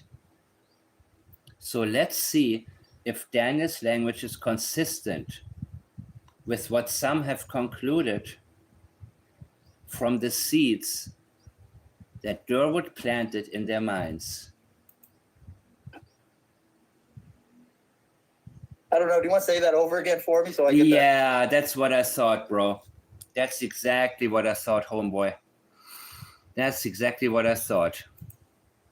So do you think, though, that in the time that Lily popped her head in, and that woke you up, it alerted you a little bit, and the time that you fully woke up, do you think you would have been able to tell, would you have the ability to tell whether or not Malaya got out of bed? Would you have been able, if Malaya had gotten out of bed? Would you be able to have been able to tell? In other words, would it have been possible for Malaya's relatives to come by, you handing them over? Is that even possible? What a good question, because he planted the seeds in the minds of so many.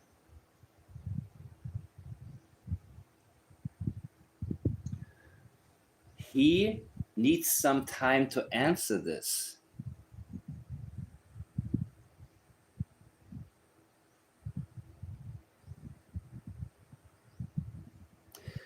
Now Daniel says, repeat the question, please. Listen to this one. First, he's thinking.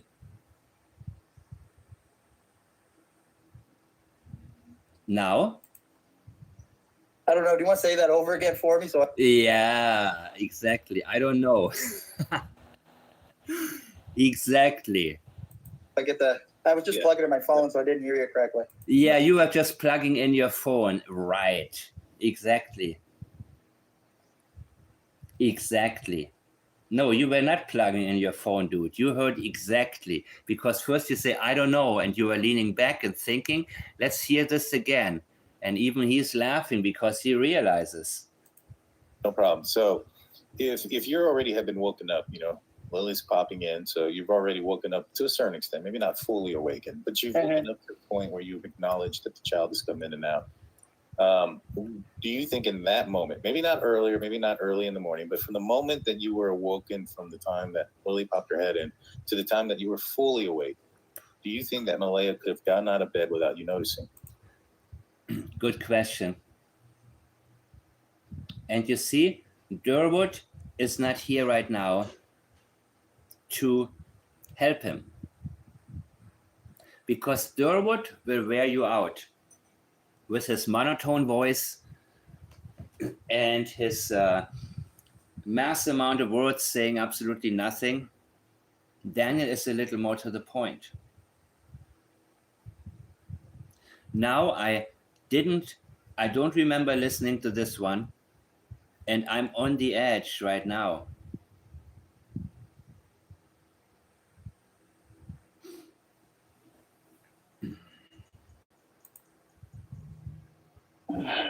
I think she could have. I think she could have. He no longer wants to blame Malaya, but he understands that the story from Durwood took a lot of heat off of him. A lot of people stopped looking at him. He does not want to lose that momentum, because if these people abandon the Durwood story, you know what will happen? They will look right back at him. So he doesn't want to validate something that points the fingers at Malaya and gets proven wrong easily, but he wants the stupid people to continue down that road. But you have to remember, too, the baby was laying on her arm as well. Okay, the baby was laying on her arm as well. So Like the baby was sleeping on top of her right arm. So it's unlikely that she got out of bed. Yeah, it He doesn't want to say that because that would mean that Durward's story is absolute bogus. I mean, it's unlikely, but it is possible. I mean, anything's Yeah, anything's possible, but- right?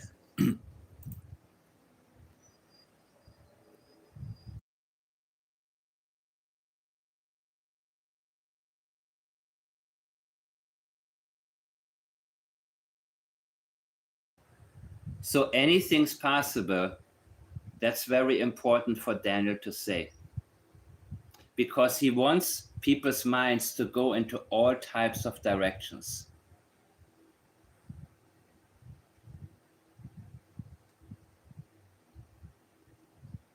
He wants his cake and eat it too.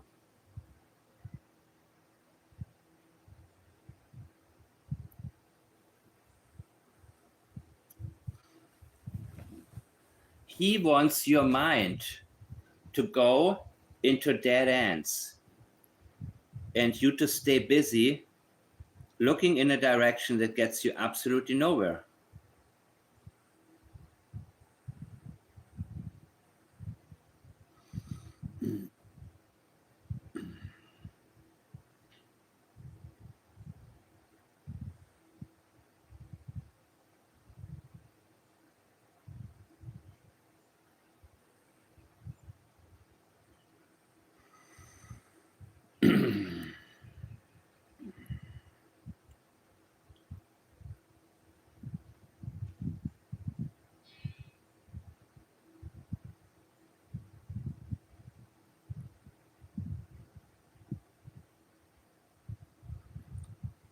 So,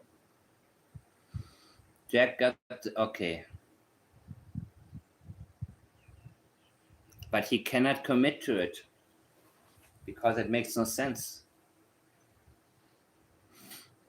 I think Meadow may be woken up when she's actually moving. Gotcha. And But so, Meadow may have woken up when she's okay, so he doesn't answer the question. I guess anything is possible. That's his answer.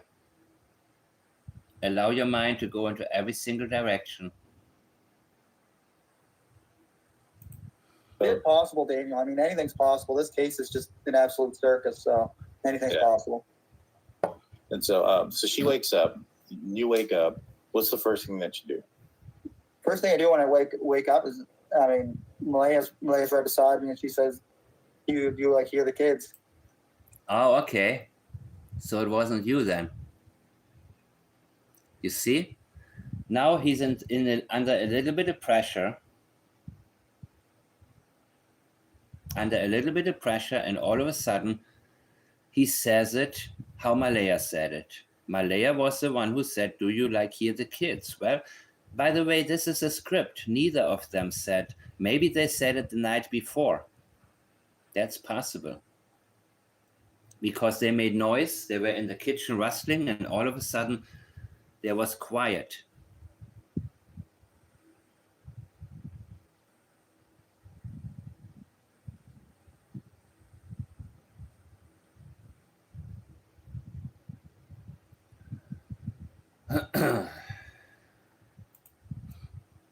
And then I listen for a few seconds. He said, "No, I don't hear them." So first thing I do is when I don't hear them, I get up and I, get dressed, and me and her make our way out to the kitchen. And this thing I still find odd to this day. I told investigators this is Malaya didn't look in Jack and Lily's room when we went out and walked to the kitchen, right? Okay. I'm listening, dude. I'm listening.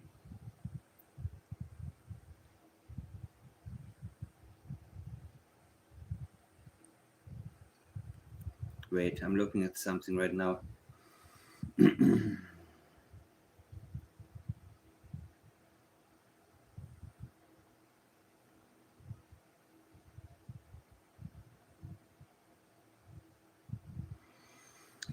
Okay.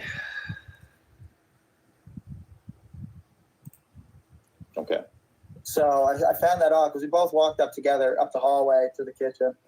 And then I poked my head I looked into the living room, didn't see the kids. I ran back to the room, looked underneath their beds and stuff, didn't see them. Okay. So then we made our way outside, right? Malaya stood in the kitchen when I was running like a moron through the house looking for the kids. And we made our way outside. You know, we got through the fence. You know. And then we're standing right in front of Mom's RV. And she asked me, should I call 911? Right? That's, you know, kind of instinctual. You want to do that. Here we go.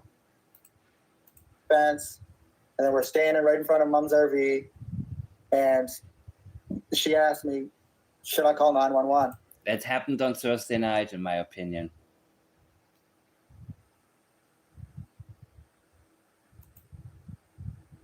Right? That's, you know, kind of instinctual. You want to do that, right? And what did you say? Right. Because we don't hear them out in the yard. We never seen them in the house. We don't see them in the backyard. I didn't know if Mom was even home or not, right? Because I thought she might have went with my Uncle Ron. Right. So she's on the phone with 911. I run up into the woods where the cabins are and look in the cabins, look around the area. Didn't see them. I'm screaming and yelling, Lilly and Jack. Present tense script. When he goes into present tense, it's the script. Lilly and Jack. We didn't see them. That's unity between him and Malaya. Script. Tell us what you saw. I didn't see them. That's what I want to hear from you. I want you to be committed. I want you to be in past tense. And I want you to be in the situation. Put yourself there. We. Yes. You're reciting what you and Malaya agreed upon saying. And then I make my way down. There's a hill behind Mom. I make my way. Again, it's present tense. Whenever Daniel uses present tense, he's in the script, guys. He's moving straight into script. Mom's RV. I make my way down. And Malaya's standing there. I'm not sure if she's still on the phone with 911. Malaya is standing there. All present tense. She might have been on speakerphone. It don't look like she was messaging, but she might have been on speakerphone with the this dispatch. And so I say, I'm going. I run, I say. I'm jumping in the car. So I ran. I'm jumping in the car, so I. And inside, I tried to go into the front door. Don't tell me what you tried to do. What did you do? Door's locked. Okay. Ran through the back door, the back sliding door, got into the house, grabbed the keys off the end table. Because there was. When? Not Friday morning. 2 sets of keys, right? And I didn't take my phone. Well, I don't remember taking my phone. Yeah. Always, you always left your phone there. Your mom always left her phone there. But now you qualify it. You minimize that statement. First of all, why did you feel the need to tell us about the phone? Why is this important? When are you going to start talking about where Jack and Lilly might be? When are you going to do that, Daniel? When? When are you going to go there? Not what's been, what hasn't been. Tell me where you think Jack and Lilly may be. What did you miss? Not what did you do? What could you have missed? Go deeper into that. Look for the details. Do what we do, meaning search for answers. But that's not what he's doing.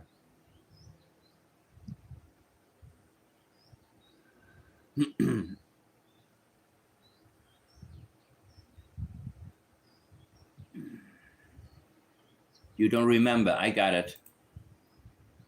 There's no service out there anyway, not like I can use it.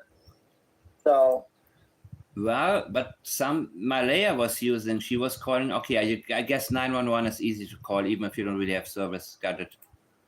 I left my phone on the end table. I'm pretty sure I left it on the end table. First of all, I left my phone. This is very strong. I left my phone on the end table.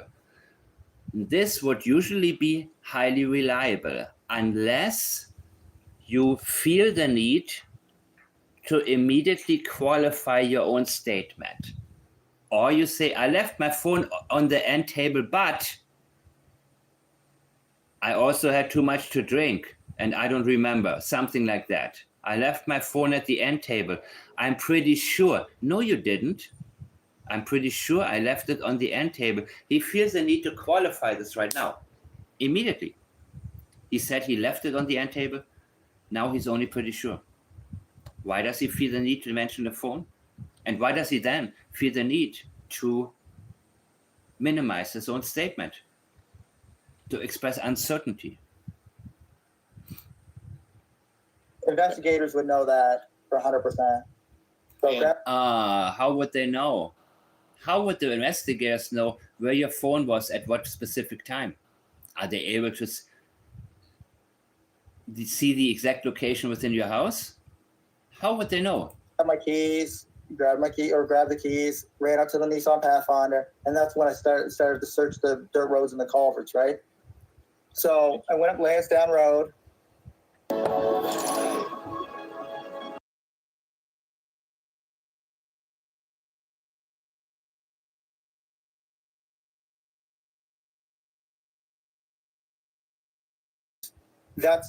I already told investigators this, but that blanket was not there in that tree.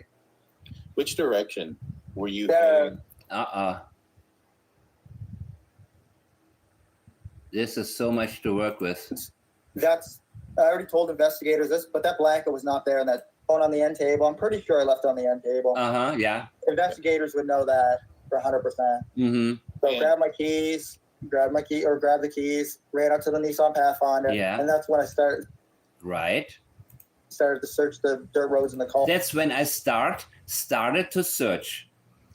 Present tense, correction, past tense. He's correcting himself. He realizes what he's doing. He realizes, even though he doesn't really understand what we are talking about necessarily, but he realizes it sounds unnatural. He's talking in present tense. It's like telling a fairy tale. Now Hansel and Gretel are moving past the gingerbread house. And they look, you know what I mean? He knows it's fairy tale right now. Fairy tailing. He's been fairy tailing off and on. And even though he isn't really aware of it, there is a voice in the back of his mind saying, you know what, you're switching back and forth. There is no flow. I don't have my flow right now. People can sense that about themselves. Some people are more connected to themselves than others. Some people are just so disconnected from themselves. They will blabber, they will talk about in my truth and yada yada yada. In Daniel's case, he is connected enough to realize that his flow is not flowing. He's switching between past and present tense. So he says, when I started to search it there, again, he's telling us, giving us a list of what he did. What did Trezell West and Daniel have in common? In my opinion, neither of them searched for their missing children for even 1 second. Why? Because they knew they wouldn't find the children, and the children were not there. This is why both of them felt the need to give us a list of things, a checklist. I did this, I did that, I did this, I did that. Of course, there's no focus on what haven't I done. Katie Proudfoot the same way. Not what did I miss? Listing the things he had done. What else you want me to do? Look, I was searching, right? Culverts, right?